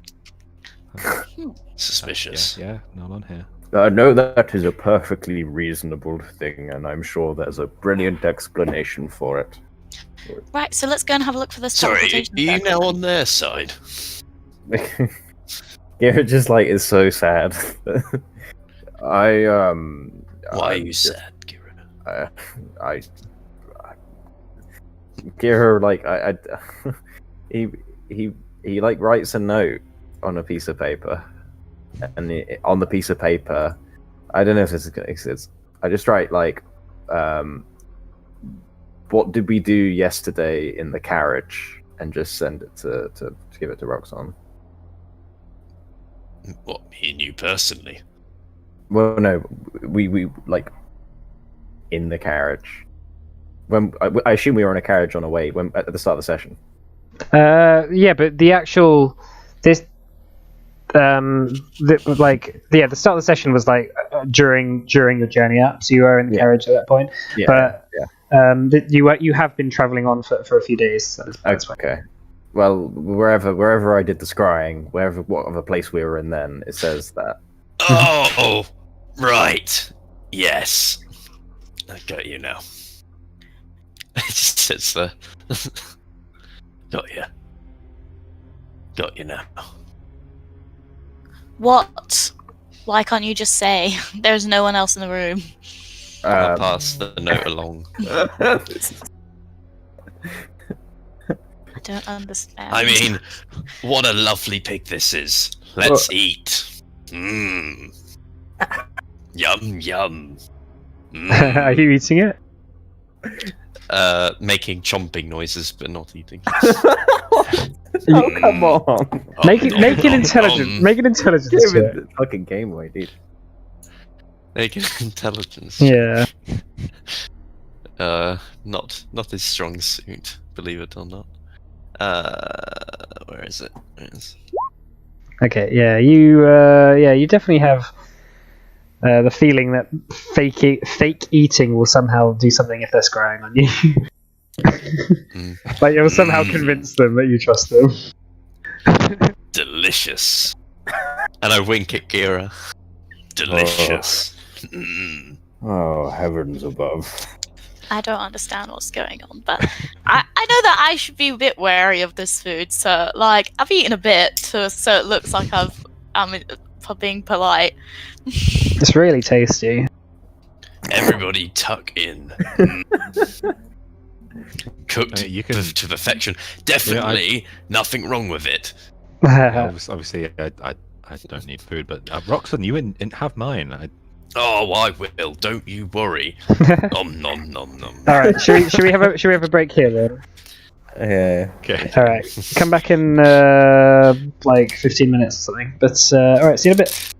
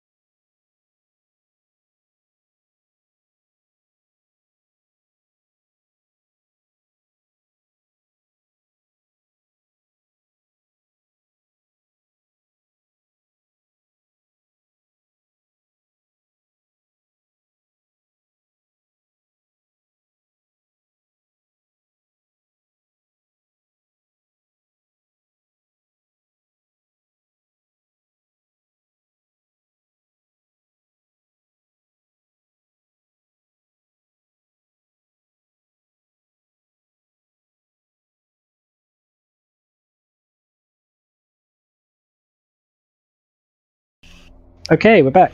So, before we went on break, you guys were in the dining room of Castle Upperwood, it's called. Eating away, or not eating away, depending on who you are, at the delectable feast that is sprawled out ahead of you. It's quite quiet down on the ground floor of the castle. Doesn't seem to be any servants around, doesn't seem to be much going on. The occasional of wind shooting through the rafters of the castle from the now again rising blizzard outside.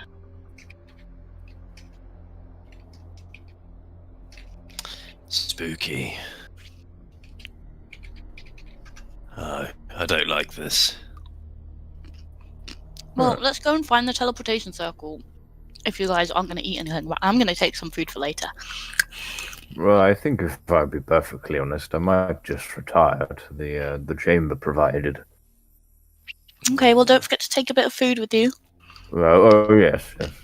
Would anybody like to join me? No. Do you want me to? Well, I just would rather not be alone. I'm a little bit cold and feeling sorry for myself, and that's Oh, okay. Well, why doesn't Gothric go with will? you? Okay, Yes. I'll go. Yeah, come on, Kira. Classic horror movie moment, by the way. Okay. Is there anything you want to do up in your room? You go up the stairs With Gothric? and with Gothric, yeah. And on the sort of floor with all the bedrooms, there are about 8. Yeah, there's 8 different rooms. One of which is sealed off with a blue ribbon, and then there's another one which is like a staircase that goes upwards, which at the end of that staircase is like a door with a red rope tied around the handles. But on this floor, there's going to be 7 rooms that you can choose, have your pick of. I don't know, a bedroom that me and Gothric can go in. Okay. All right. You and Gothric bunk up. Well, there's a couple things I'd like to do in the room, Okay. and I'll be quiet, I promise. I want to investigate the room first. Okay. Nice. Okay. Nice to you. So the room. I assume you just go in the first room. Sure. Yeah. Okay. So, it's a fairly well sort of stocked room. It's got nice pressed bed sheets, which seem to be a bit moth bitten, but don't seem to be too old or musty. They are a little bit. The actual shutters on the windows seem to clank a little bit in the breeze, and there's a little bit of a cold breeze coming through, but there is an open fire which has a few logs which have been placed on there, as well as a couple of candles which are sort of lit around the room, casting a light. There's a sort of writing desk with a sort of ink and quill, a couple of empty bits of paper, sort of neatly stacked for you if you want to write a letter or something, and then that's really it. Like a sort of a cupboard as well for your clothes. Okay. Is the window open? No, the shutters are currently closed, Okay. but they do clank a little bit. Okay, and is the door locked? There is a lock on the door, but you can lock it if you want. Cool. I'm gonna lock it, and then Okay. Gira's gone, and he's hiding, and when Gothric falls asleep, he's gonna knock him out and tie him up. What? Knock out Gothric? When he's asleep, yes. Okay. Okay. Wait, what? Okay. Maybe this is where I thought it was going. Okay. What's everyone else doing then? We Downstairs. were going to search for a teleportation circle. Okay. Are you doing this together or split up? I was going to suggest we do it together. Let's do it together. We're basically Mystery Inc. at this point, so... I'm gonna make sure. With that, I'm we'd gonna. be splitting up and looking for clues. Yeah, Gonna exactly. Oh, true. I'm gonna like take some food and pop it in my like a ration bag or whatever, just for later. Okay, yeah, that's fine. You can do that. All right, make somebody make an investigation check with advantage. I can Probably not for me. Do it. Woo! Okay, cool. So you're looking around this downstairs floor. There's 5 main rooms, which is the entrance hall, which you came through in here. There's the dining room, which you came into. One of the rooms you enter into is the library, which you look around there for a bit. There's like books stacked atop one another on maybe 5 or 6 different shelves. It's not like a massive library, but all the books are very, very dusty. Okay. If we see anyone, can I ask them about where the teleportation Sure. was? So far, you haven't seen anyone. Then you also enter into the ballroom, which is this quite large room with chandeliers and this like checkered stone floor with these moth-ridden red sort of like curtains on the outside of the wall, sort of blocking off much of the bare stone. And then there's also the kitchens. Again, no one to be seen. And looking around the floor, no teleportation circle to be seen either. So they mustn't have teleported us in. Maybe there's a spell on it to make it look fancier. I don't understand. Where did they get this food from? Well, if they were higher level, then they could just be teleporting in like Aaron could. Though it doesn't match up because there's things in this mountain that prevent that from happening, right? Yeah, that's what I thought too. Something's afoot here, gang. I don't like it. What kind of books are in the library?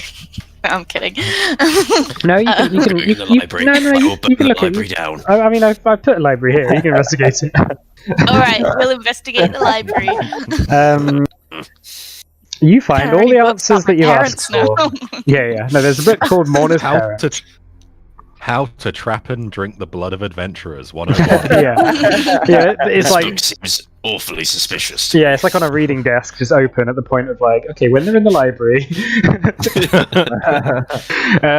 Okay, so looking around, the books are ancient. Like these fucking books are like basically falling apart. Doesn't like pretty much all of them look like they haven't been touched in a very long time. Doesn't seem like there's much of a family of readers here, but rich people like their libraries. It is very dusty, and there doesn't seem to be much in way of housekeeping around this library. Although there's not much evidence that really many people come through here at all. Couple of books catch your eye, sort of the history of House Barronwood and like how the sort of the Mistran tribes that used to live in this area used to trade with the humans that made their home here originally, and all that stuff. Sounds interesting. But you sort of look around. There's sort of other strange books on ancient magic. Ooh. There's books Scrimshaw, on. you might like this one. It's about magic. You like magic, right? I guess. I mean, I use it. Yeah, exactly. You must. I didn't really come here to just read about magic, though. Oh, well, it just might have some cool spells in that you could. Even if it did, I wouldn't be able to learn them. What's the use then? Where do you learn your spells from? I don't know. They just come. They just. That's how Gideon did it. They just appear in my brain. That's how. Have you seen me read this whole time that we've been together? Can you read?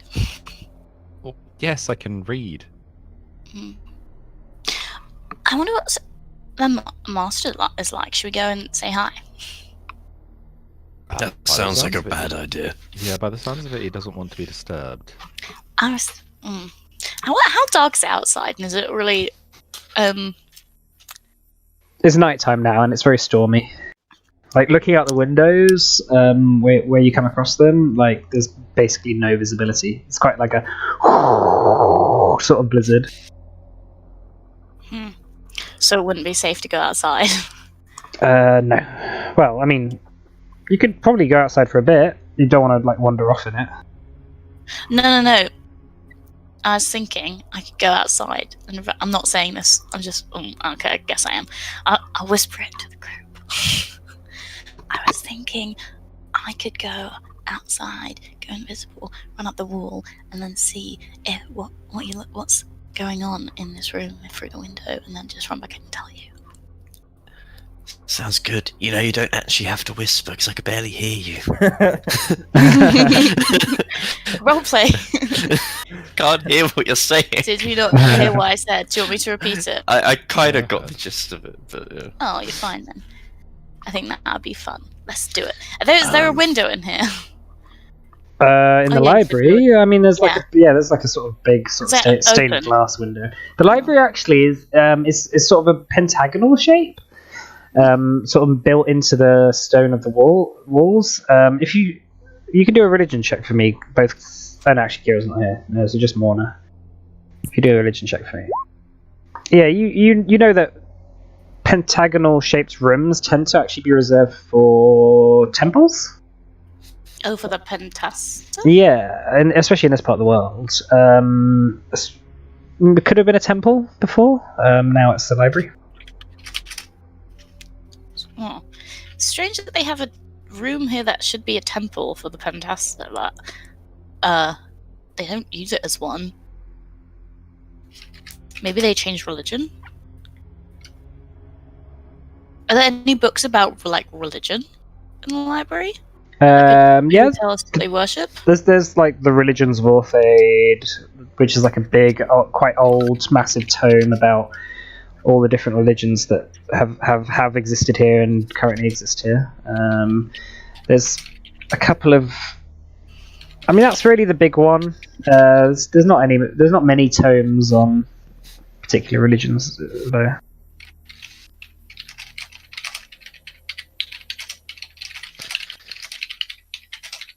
As for the windows, there is a window, but it doesn't seem to open. You'd probably have to go through the front door. Okay. Cool. Yeah. I'm gonna maybe should we go upstairs to our rooms? Yeah, maybe this is best done from there. Perhaps we should go and check that Gira and Gothric are okay. Yeah, I was thinking that as well. We could talk to them about maybe what we should do next, because if we can't find a teleportation circle, they must be lying, right? About the food. There's definitely something afoot here, gang. But it just tastes so good and real. You guys actually hear like a sort of chuckling, like a laughter, between two sort of feminine voices, both like go, and like running off down the corridor. Oh, let's chase them. I want to chase them. Morna. Oh, she's gone. Oh. Okay, so you go down the corridor, Morna. You run fairly quickly, and you follow the voices into the ballroom where you lose them again. As you enter the ballroom, your sort of feet sort of echoing on the bare stone walls as you sort of step into the room. Looking around, make a perception check for me. In Morna's case, literally echoing on the walls. Yeah, pretty good perception check. You look around, can't really make much out.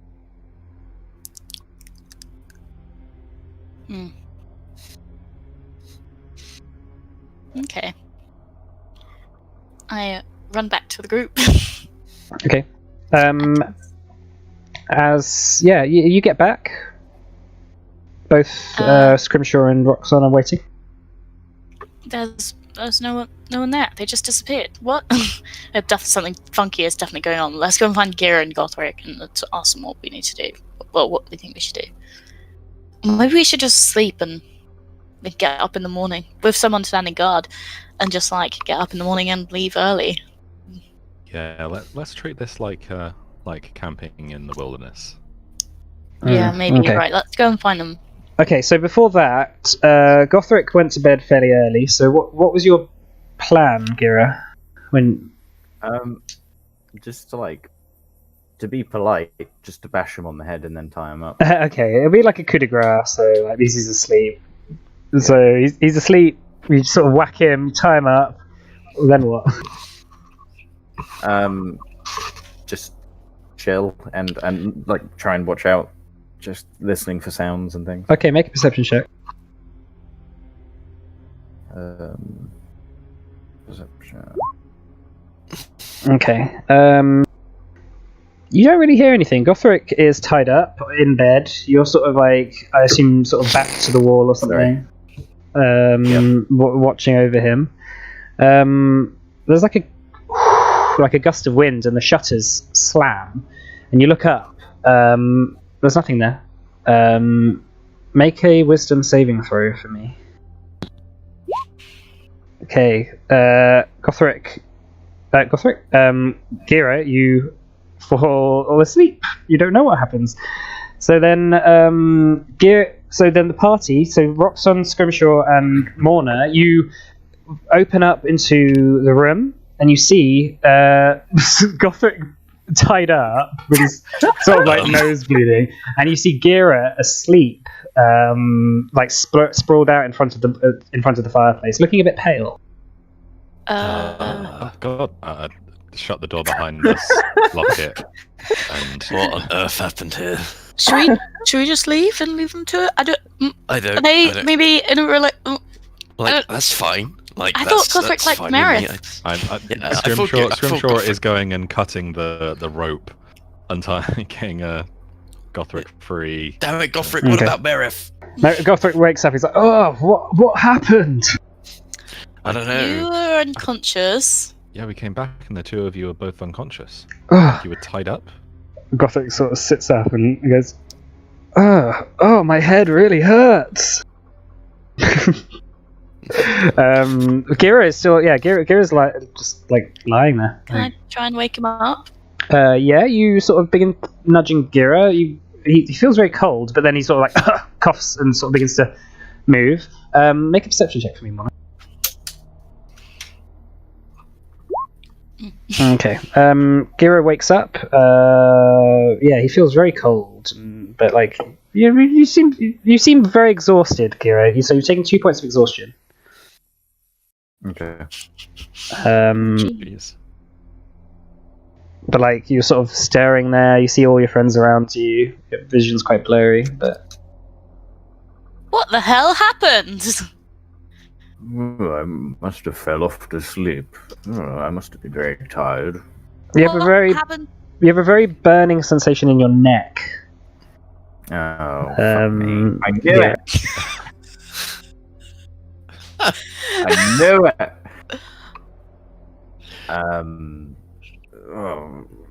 Gira kind of reaches over to his neck and feels it.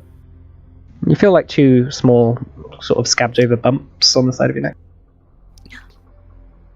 Would What have somebody... you and Gothric been doing? Jesus Christ, Does guys. anybody here know about Sorry, what not that Jesus could Christ. be? Like, can we do like a roll for something? What would we be rolling for that? I mean, Scrimshaw and Morna literally have met a vampire this campaign.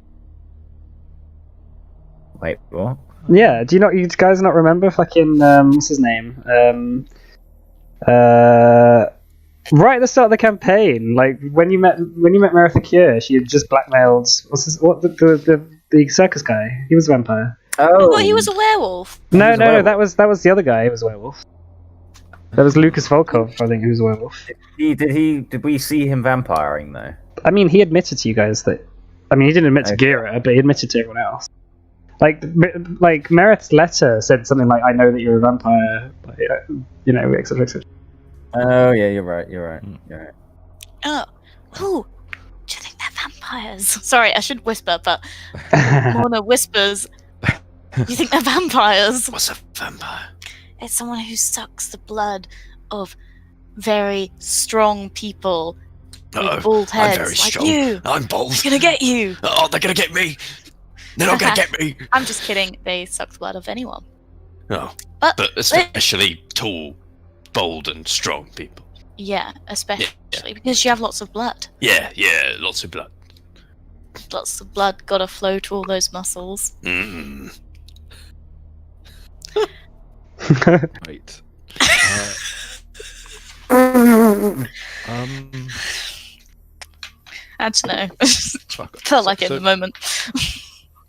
What do we do here then? Do we just assume that this guy is a vampire and has assaulted our friend and go kill him? Do we Well, wait is it? here and see if he comes back? Are you sure it's not Gothric? Maybe that's why he was. Yeah, why is Gothric tied up? Why was Gothric tied up? Gothric's like, I don't have any bites on me. Kira? I am very sorry. It was a. What? What? Explain yourself. Well, there's no shame in not being honest. I was worried that the food might do something to you if I was to fall asleep in your presence. And so I took the liberty of incapacitating you and tying you up. I apologize profusely. I don't quite know what came over me. Gothric's like, what? Are you sure you're okay? Well, now that you say it, I do feel rather strange. Well, maybe you should go to sleep and we'll keep the watch. And Kira kind of like falls asleep again almost. Gothric's like, wait, so if a vampire did get Kira, why would he not get me? Maybe they're racist. So Gothric's we're like, dealing with thanks. racist vampires. And Gothric's like, I'm more human than he is. Who says they're racist against humans or Could be the against orc non-humans? part. Sorry, buddy. Maybe. Maybe they like their what's the word?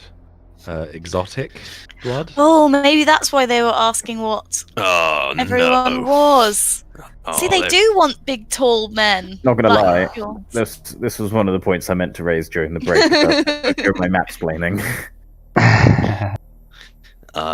Well, it's understandable they'd want Goliath blood, like, who wouldn't? He did ask me where my flesh was. Yeah, he did.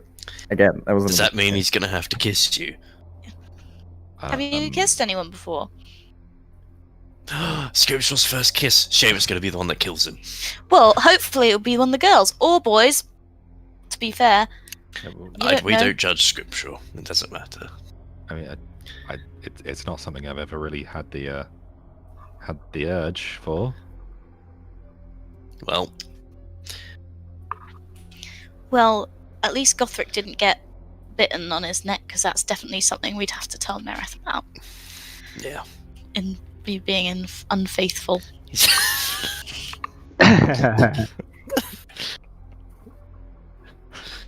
When's the wedding again? Alright, so what are you guys doing? I'm gonna encourage Gothric with his headache to go to sleep. And how many beds are there in this room? There's only one. Is it like a double bed or? No, it's just a single bed. Okay. Well, I'm gonna maybe encourage Gothric and maybe just everyone go to sleep, and then 2 people stay up at a time in the corridor. In the corridor? What, so if someone bursts in through the window, then... Okay, fine. We'll all sleep on the floor. Does anyone in Slowly. the party know what happens? How vampires are like? Would Morna and Scrimshaw know how a vampire is made? You can all make a religion check for me. Religion. Yep.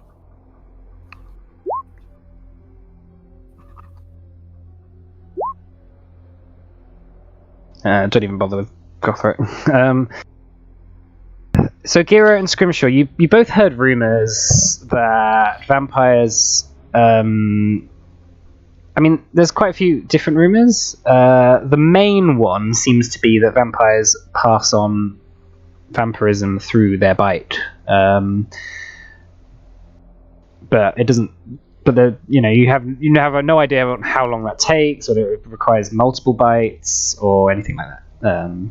But most of the myths and things you know about is that vampires do pass on vampirism through their bite. Well, maybe we should tie Gira up. Yeah. Well, actually, It would kind of deserve it. met the vampire before, and he was alright, so maybe some vampires are chill. What? Well, this one has bitten your friend, so... No, so and then this one says chill. Gira, if Gira turns into a vampire, then, he might not hurt us. Probably be fine. And if he does, we can just kill him. I mean, True. We can just kill Gira. Gothric, he... Theodore Bosch, that was his name. There you go, Theodore Bosch. There you go. I mean, look what he did to Gothric without being turned. I am here, you know. Oh, sorry, I thought you drifted off. Yeah, I thought you'd gone to sleep. I must confess that it was a particularly uncharacteristic move. 70% of it was I wanted to do that thing in a horror movie where somebody goes off on their own,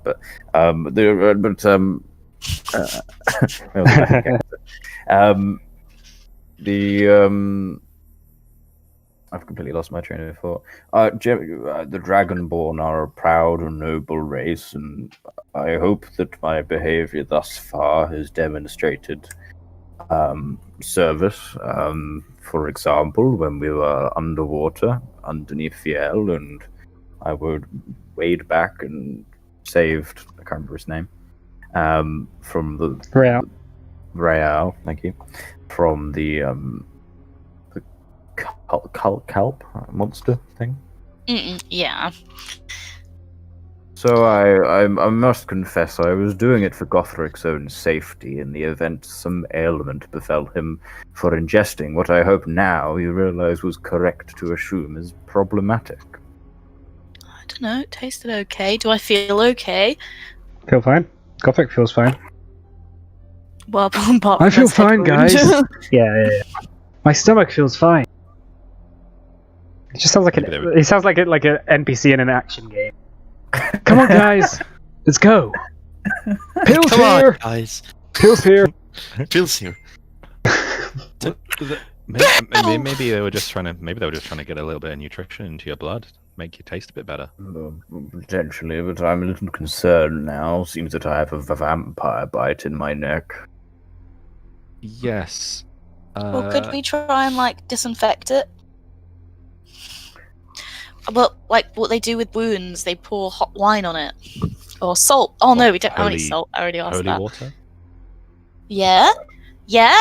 You can make that, right? Well, I mean, I suppose I can. I think I can purify water, right? Yeah, Do you have a ceremony piss on spell?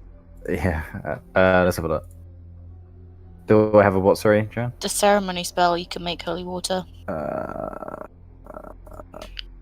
Is it a cleric spell? Probably. Yeah, well, it's a cleric spell. no, the paladins have it, so I assume. Clerics and paladins. Clerics do Cleric get it. spell. so- Being prepared. But you could prepare it for the morning. I could, if I last that long. Yeah, I could. Gothric's like, so what do we know about vampires and how are we going to deal with them? Well, I was just thinking we sleep here tonight and then leave in the morning. Is that not okay? I mean, surely they're going to stop us just leaving. Why? And we don't even know where we are. Well, what? Because they're vampires. That's a bit racist, isn't it? You're just jealous because they didn't want any of your blood. And Gothric like we scowls. We do have actual reason to trust them now. To distrust them now that they have attacked our friend. Do you want me to go and see what's in the room upstairs? I could peek through the window. That might be for the best, though. Well, but Mona, Make sure you're not seen. please, Please. Mona, please do not leave. Aww. Okay. I do not think any of us should separate. If I have been bitten, then it means the vampire got in here, and I made very sure that the room was secure. Is the window open? The window was not open. Strange. It's open now. It's not open now. Well, alright. I'll just be right back then. Wait, there was potentially one place you could have come from. And Garrett kind of looks towards the fireplace. You're not sure? Right. I mean, like, maybe...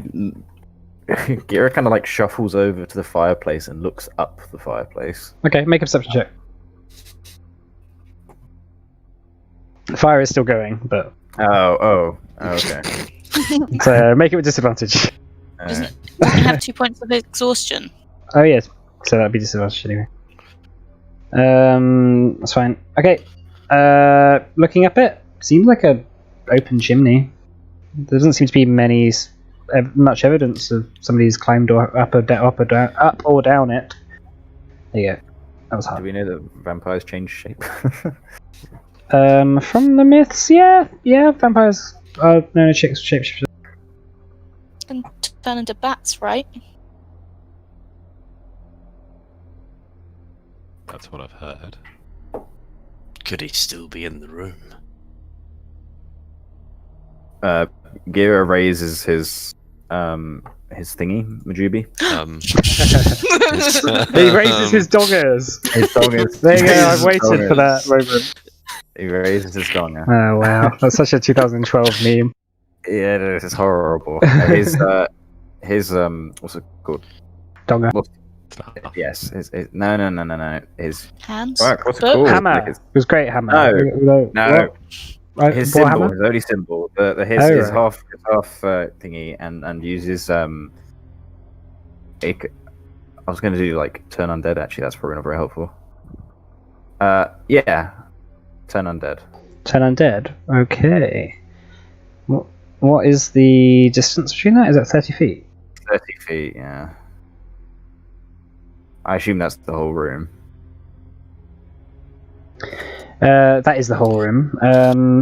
Okay, you focus down on your holy symbol, and this sort of like flash of tempestuous, sort of radiant storm energy flashes out, and just goes everywhere, and you guys all just feel like a vroom go through you, and you hear a from the wall outside, as you just hear like a and then you're like a fluttering of bats as you sort of like. Does anyone rush up to the window and have a look? Yeah. Okay, Mona, you rush up to the window, fling it open, have a look, and as you see it, like a whole swarm of bats just flying off, like. Oh, crap. Is that your reaction? Oh crap! That's good. Yeah, I think we should just take turns watching tonight, and then, maybe sleep on the floor in the same room together, bar the doors.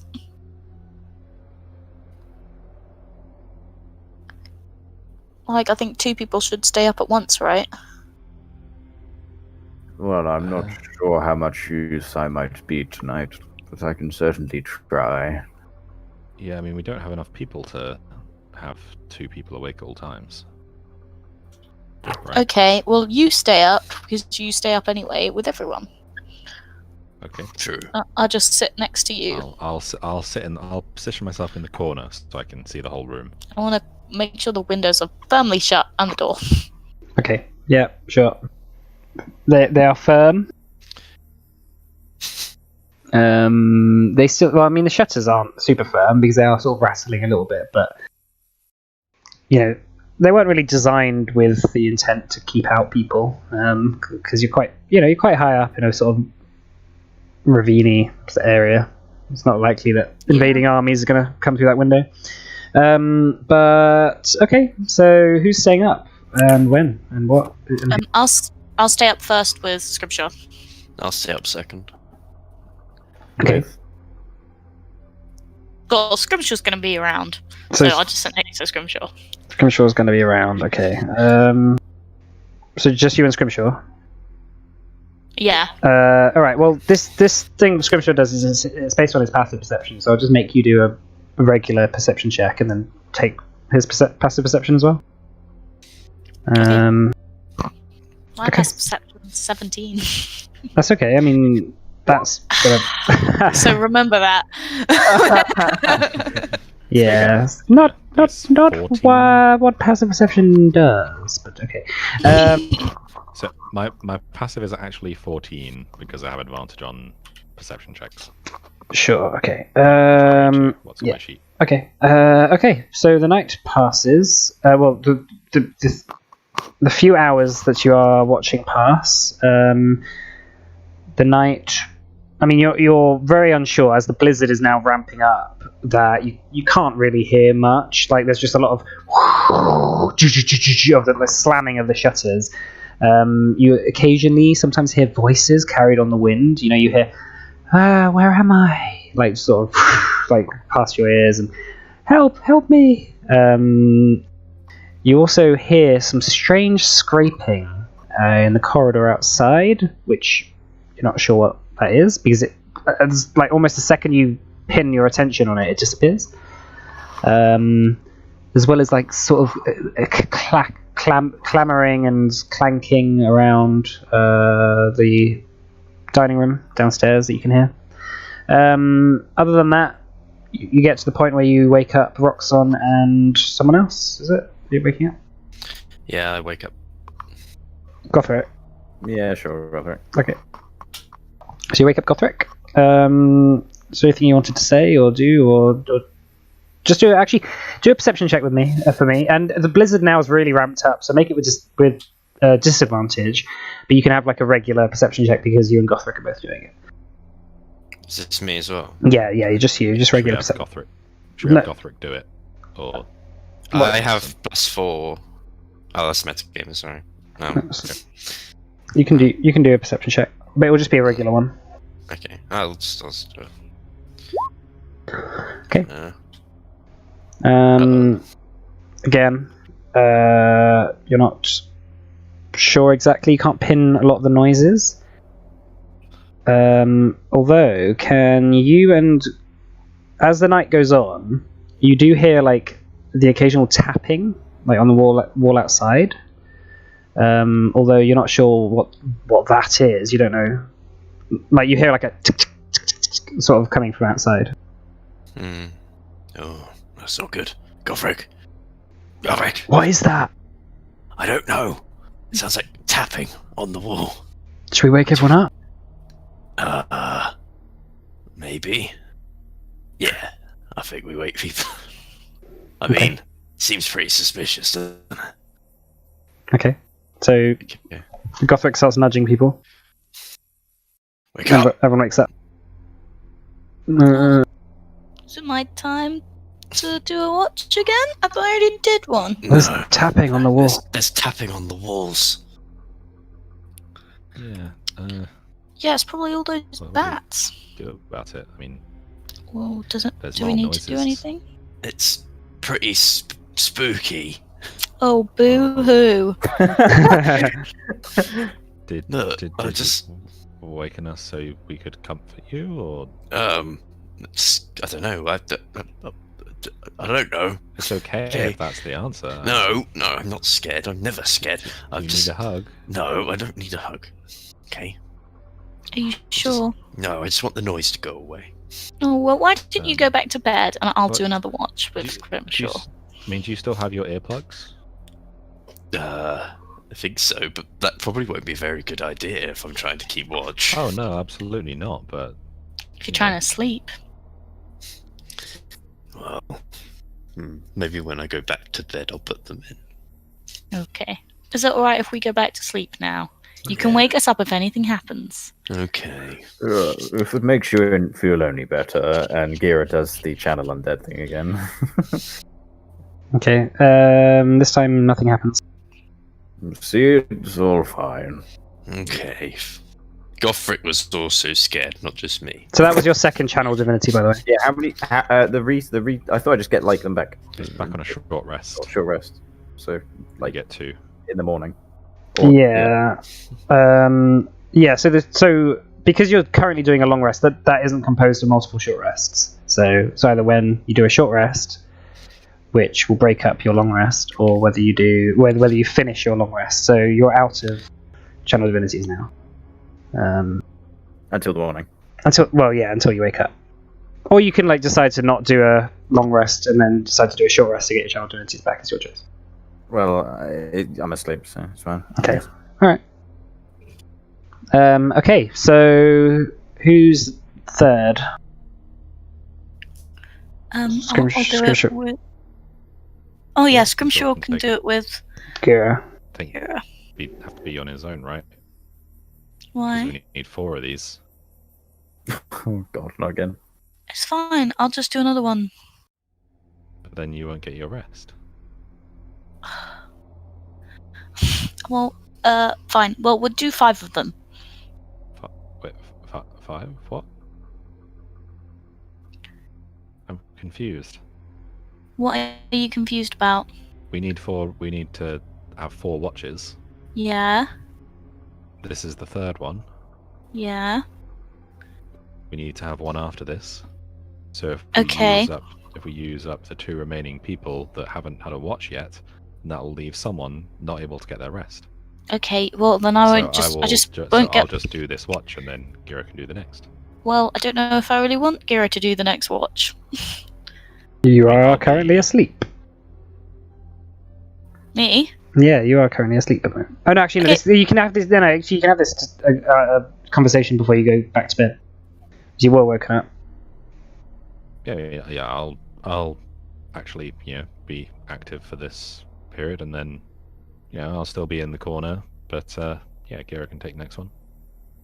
Okay. Well, just make sure you keep an eye on him as best you can. Okay.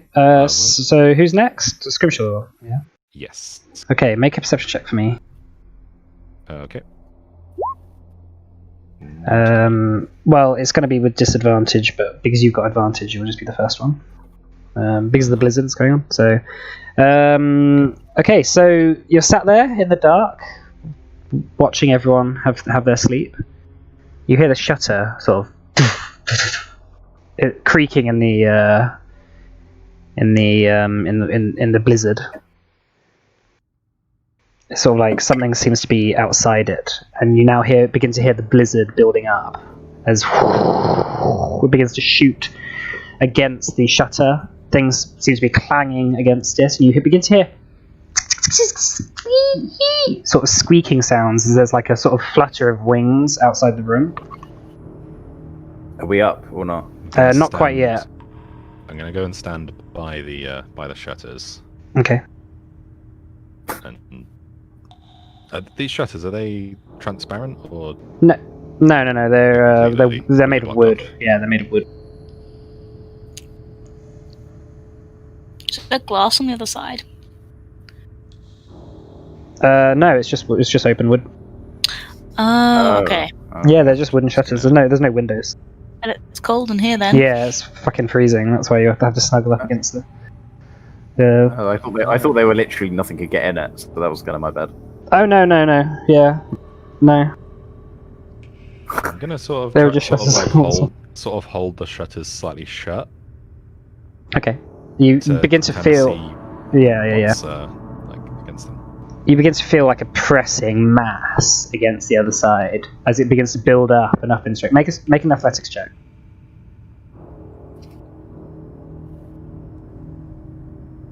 It's not a good one. Okay. You begin pushing against it, and then suddenly you feel the latch give as suddenly this heave of swarming bats shoots into the room. Well, this is going to be an interesting one. Interesting fight. Okay. this heat, this mass of swarming bats begins to just completely flutter in. Right, okay, everyone roll initiative for me. That's, Hang on, don't roll initiative just yet. I haven't put you on the map, have I? That's really annoying. I would have used the what's it called, the stone wall thing on the what's it called, the window. Oh yeah, no, that's way too late. I know. I should have just asked about the window. When I did, you said shutters. So I was like, I said shutters. So let's.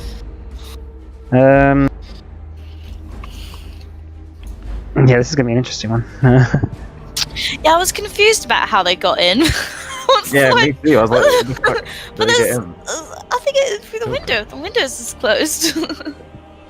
Is this everyone? Mona, Scrimshaw, Roxanne, Gira, Goth?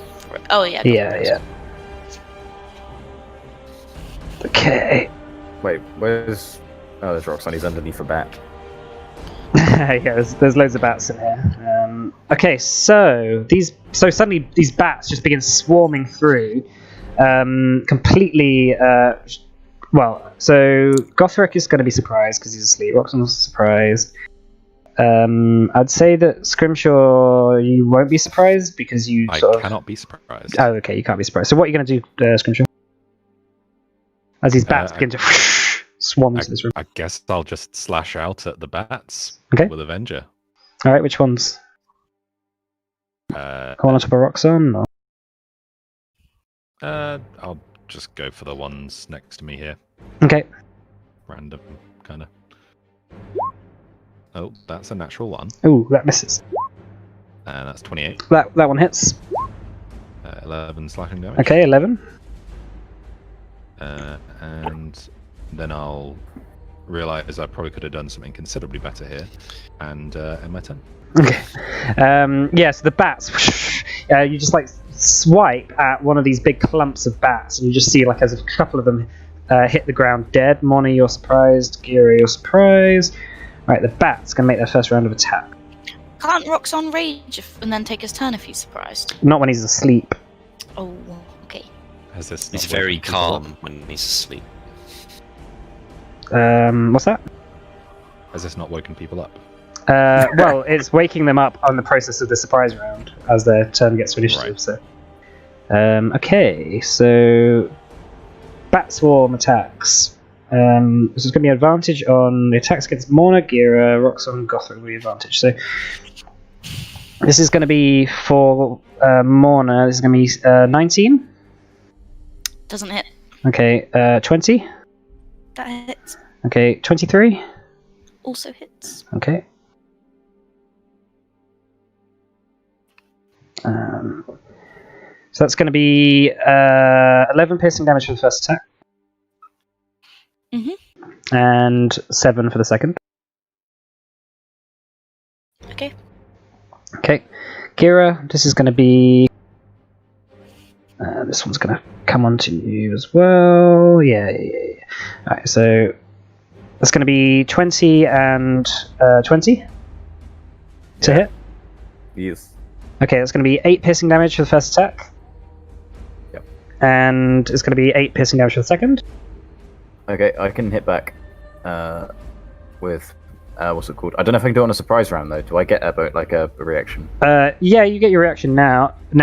Actually, hang on, let me think. Yeah, you do have a reaction because after on a surprise turn, after you've had your turn, you are able to take reactions. So you are able to take your action. Okay. Yeah, I will. I'm really sorry, but I've got so many things. I'm trying to remember what the actual specific one I can do is. That's all right. Christ, what was it? There you go. They're within 5 feet. Yeah, I know they're in the air. But... Okay, so I can use my reaction to make a dexterity. Can they make a dexterity saving throw, please? The ones that just attacked you. I think it's only one. Oh, it's attackers. When a creature within 5 feet of you that you can see hits you. So any that hit me, attack me. Sorry. What does it say? I'll just copy it in.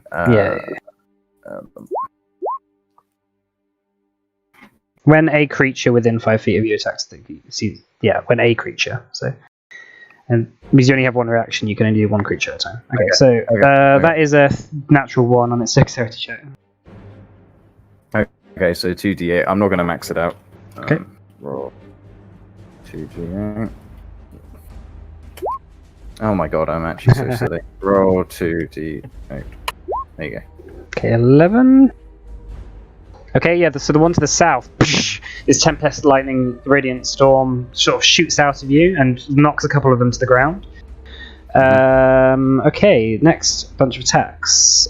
So did you take that damage, by the way?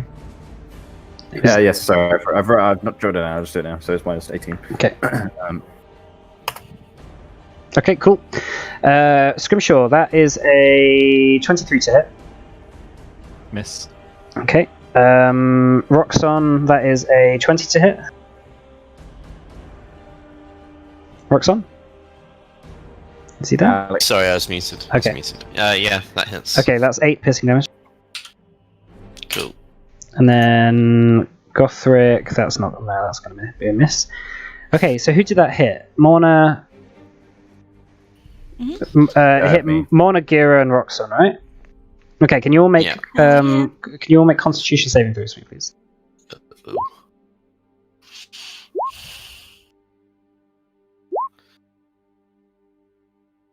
Okay, so Gira and Morna, you take 17 necrotic damage Nice. each.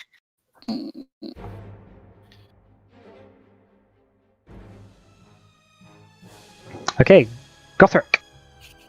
Top of the round. No longer surprised. Okay. Gothric doesn't have any ability to hit things at close range without disadvantage, does he? He has. I think he has. Doesn't he have a sword? Right? Maybe a short sword, I think. Well, with the guns, because Oh yeah, no, he doesn't have like a shotgun or anything. Way to not let us hear anything. okay.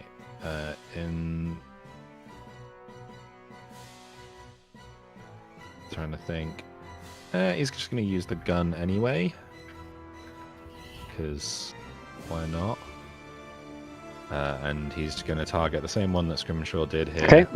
And let's go with the rifle. Okay. So blam. Disadvantage. Sorry. Oh, yeah, 16 to hit. 16 hits. 19 damage. Okay. So Gothric shoots this one out the sky. But the proximity of the shot rings in your ears. You hear as it cuts over the blizzard, and you can just that like for miles around, people will have heard this shot ring out. Anything else? Switch to patient. Actually, no. Switch to generosity, Okay.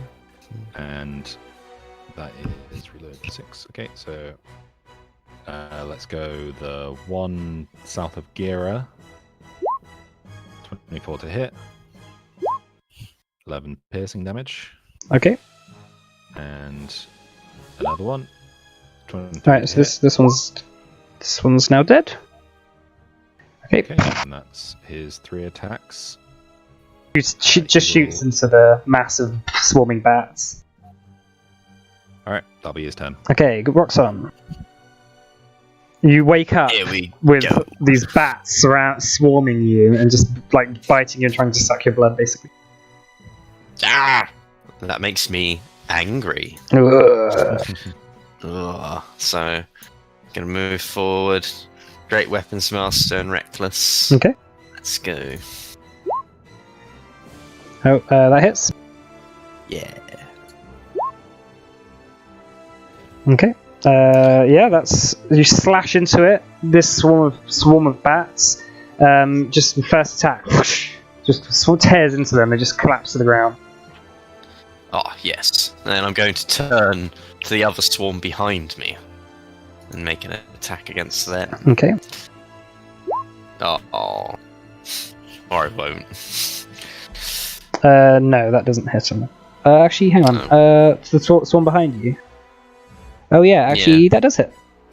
Oh, okay. Oh, well. Okay, yeah, second swarm. You just slash down as you're whacking them with your massive axe that was to the side of you as you fell asleep. Okay, well, that's me, I guess. Okay, Scrimshaw. Okay, I'm going to throw up an Armor of Agathis. Mm-hmm. And I'm gonna move to over here. Okay. And that is it for me. Okay, so you've moved across the room with Armor of Agathis on. Right, Morna. I am gonna Yeah, attack Take these bats away. these bats. Okay. So Ooh, 12. that does not hit. No. Oh, 30. That hits. Okay, that's going to be... Okay. They're looking weak, but they're still there. Blam. Does a 13 That hit? just hit. No, that does hit. Yeah, that just hit. Cool. 14. Okay, the second attack. Yeah, you just like flurry, just like punching your way through these bats, just knocking them out of the sky. And these ones below me, I'm gonna... that's 1, 2. Yeah, I'm gonna spend a key point to do that again. Ooh, nice. Okay. Okay, that hits. Can I spend another key point to do my Viper's Kiss job? Yeah. it'd be 3d6 extra. Mhm. 9. Okay, how much is that? Oh, nearly. 20. Oh, damn it. Yeah, it's still up. Okay. Cool. That's my turn. Okay. Right, so you guys begin to watch as... Wait, is it my turn? not your turn yet. Initiative counting. Okay. So you guys, making short work of these bats, begin to watch as floating through the walls are these like little flits of light that just happen to just solidify around you. Token layer. Yep, there you go. Oh, that's supposed to be a 30. Okay. Yeah, so then first one is going to attack Gira. That is going to be 15 to hit. I have AC 15. Okay, that just hits then. It does. That is going to be 4 lightning damage. I have resistance to it. Okay, so that's going to be 2 lightning damage. Yep. Alright, one of these is going to shock Roxanne.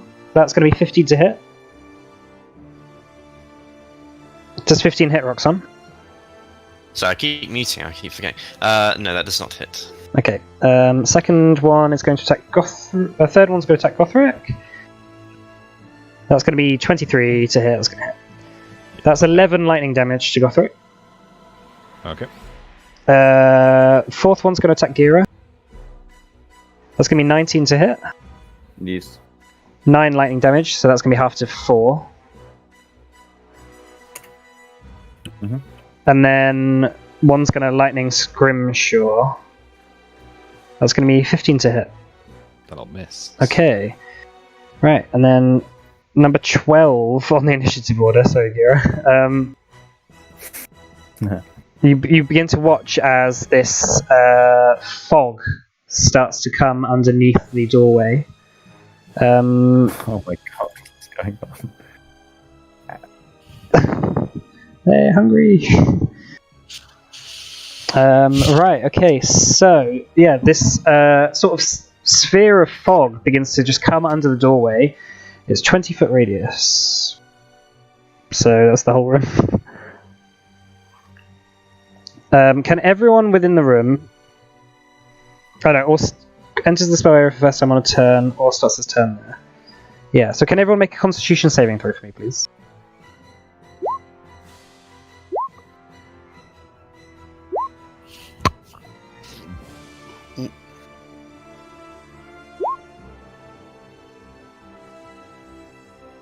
Okay, so Gira, Scrimshaw, and Gothric fail. So Gira, Scrimshaw, and Gothric, you take 17 you take 17 poison damage. Yeah, 17 poison damage. I'm trying to think about this. 10 and 30. Okay. And then what's half of 17? That's going to be 8. So then Morna and Roxon take 8 poison damage.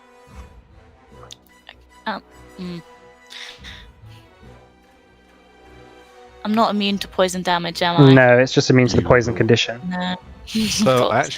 So I looked at this earlier because I looked at the thing, and according to sage advice, monks are immune to poison damage with that. Why doesn't it say it on the thing then? Well, it just says poison. It doesn't necessarily say the poison condition or poison damage. Is a little vague, but Yeah, I'd say probably not then. Just for the purposes of this, I don't consider sage advice canon. Okay. Yeah, you're immune to being poisoned, but poison damage is still going to affect your body, I'd say. Okay, so Gira, your turn. There's a lot more bats are coming in the room. No, it doesn't look like any more bats are coming in the room. Just someone outside the door has sent loads of poisonous fog in the room now. And I mean, the shutters are open now, so the poison fog. Shutters are open, but the poison fog seems to be staying in this room. Like, it seems to be magic in some regard. Okay. You probably recognize it. You recognize it as the Cloud Kill spell. Nice. I'm just thinking I've got a couple of options. When I first came into this, I was like, okay, I'm gonna stonewall up the window, but now I'm like, I kind of want to stonewall the door, but then I don't because, like, kind of fuck if we just stay in there. I'm probably just gonna use on this turn a destructive wave. Okay. And obviously omit my friends from the damage. Okay. And so every enemy, I mean, there might be things further than 30 feet that I can't see, potentially. Each creature you choose within 30 feet of you. So maybe I can't. Maybe I can. Only Yeah, I'd say you have to know what creatures you're targeting to choose them. You don't know what's outside the door, for example. But all the creatures inside the room you can do. Okay, can they all do a con save, please? Sure. The spell save. Okay, so the Will-O-Wisp's got 7. Okay. And the Bat's got 15. Okay, so they both fail, and that is 5d6 thunder damage, and then 5d6. So 15 thunder damage. Okay. So to everything, and then it'll be roll 5d6, and that's radiant damage. Okay. 5d6. 20 radiant damage to all of them. Okay, so 15 plus 20, is it? Yeah. Okay, yeah, they all die. Yeah, this destructive wave of force shoots out. You select it on the swarms of bats and whatever. They fall out the sky as the Will-O-Wisps disintegrate into sort of little embers, which just sort of vanish, like how candles get blown out. Mm-hmm. Okay. And then I don't really have anything to do. I mean, I do technically have gust. Like, I got a spell that can, like, cause wind. I don't know if that'd be enough to remove Cloud Kill, but we'll see next turn. Yeah, potentially. Okay, so... Right, okay, so this... You hear a banging on the door. It has been locked, but let's see how they do. Strength. Okay, yeah, the door is being torn apart, but it's not this round. You see, like, bits of the door starting to get torn apart as you see like claws, like these large claws, wrap their fingers around inside, and you hear yes, yes. That's dead. Here's Oscar. Go for it. Or should we stop here, actually, maybe? Yeah, Rather than it's do another round. difficult. Yeah, we'll stop here then. Okay. Oh, thanks for coming, guys.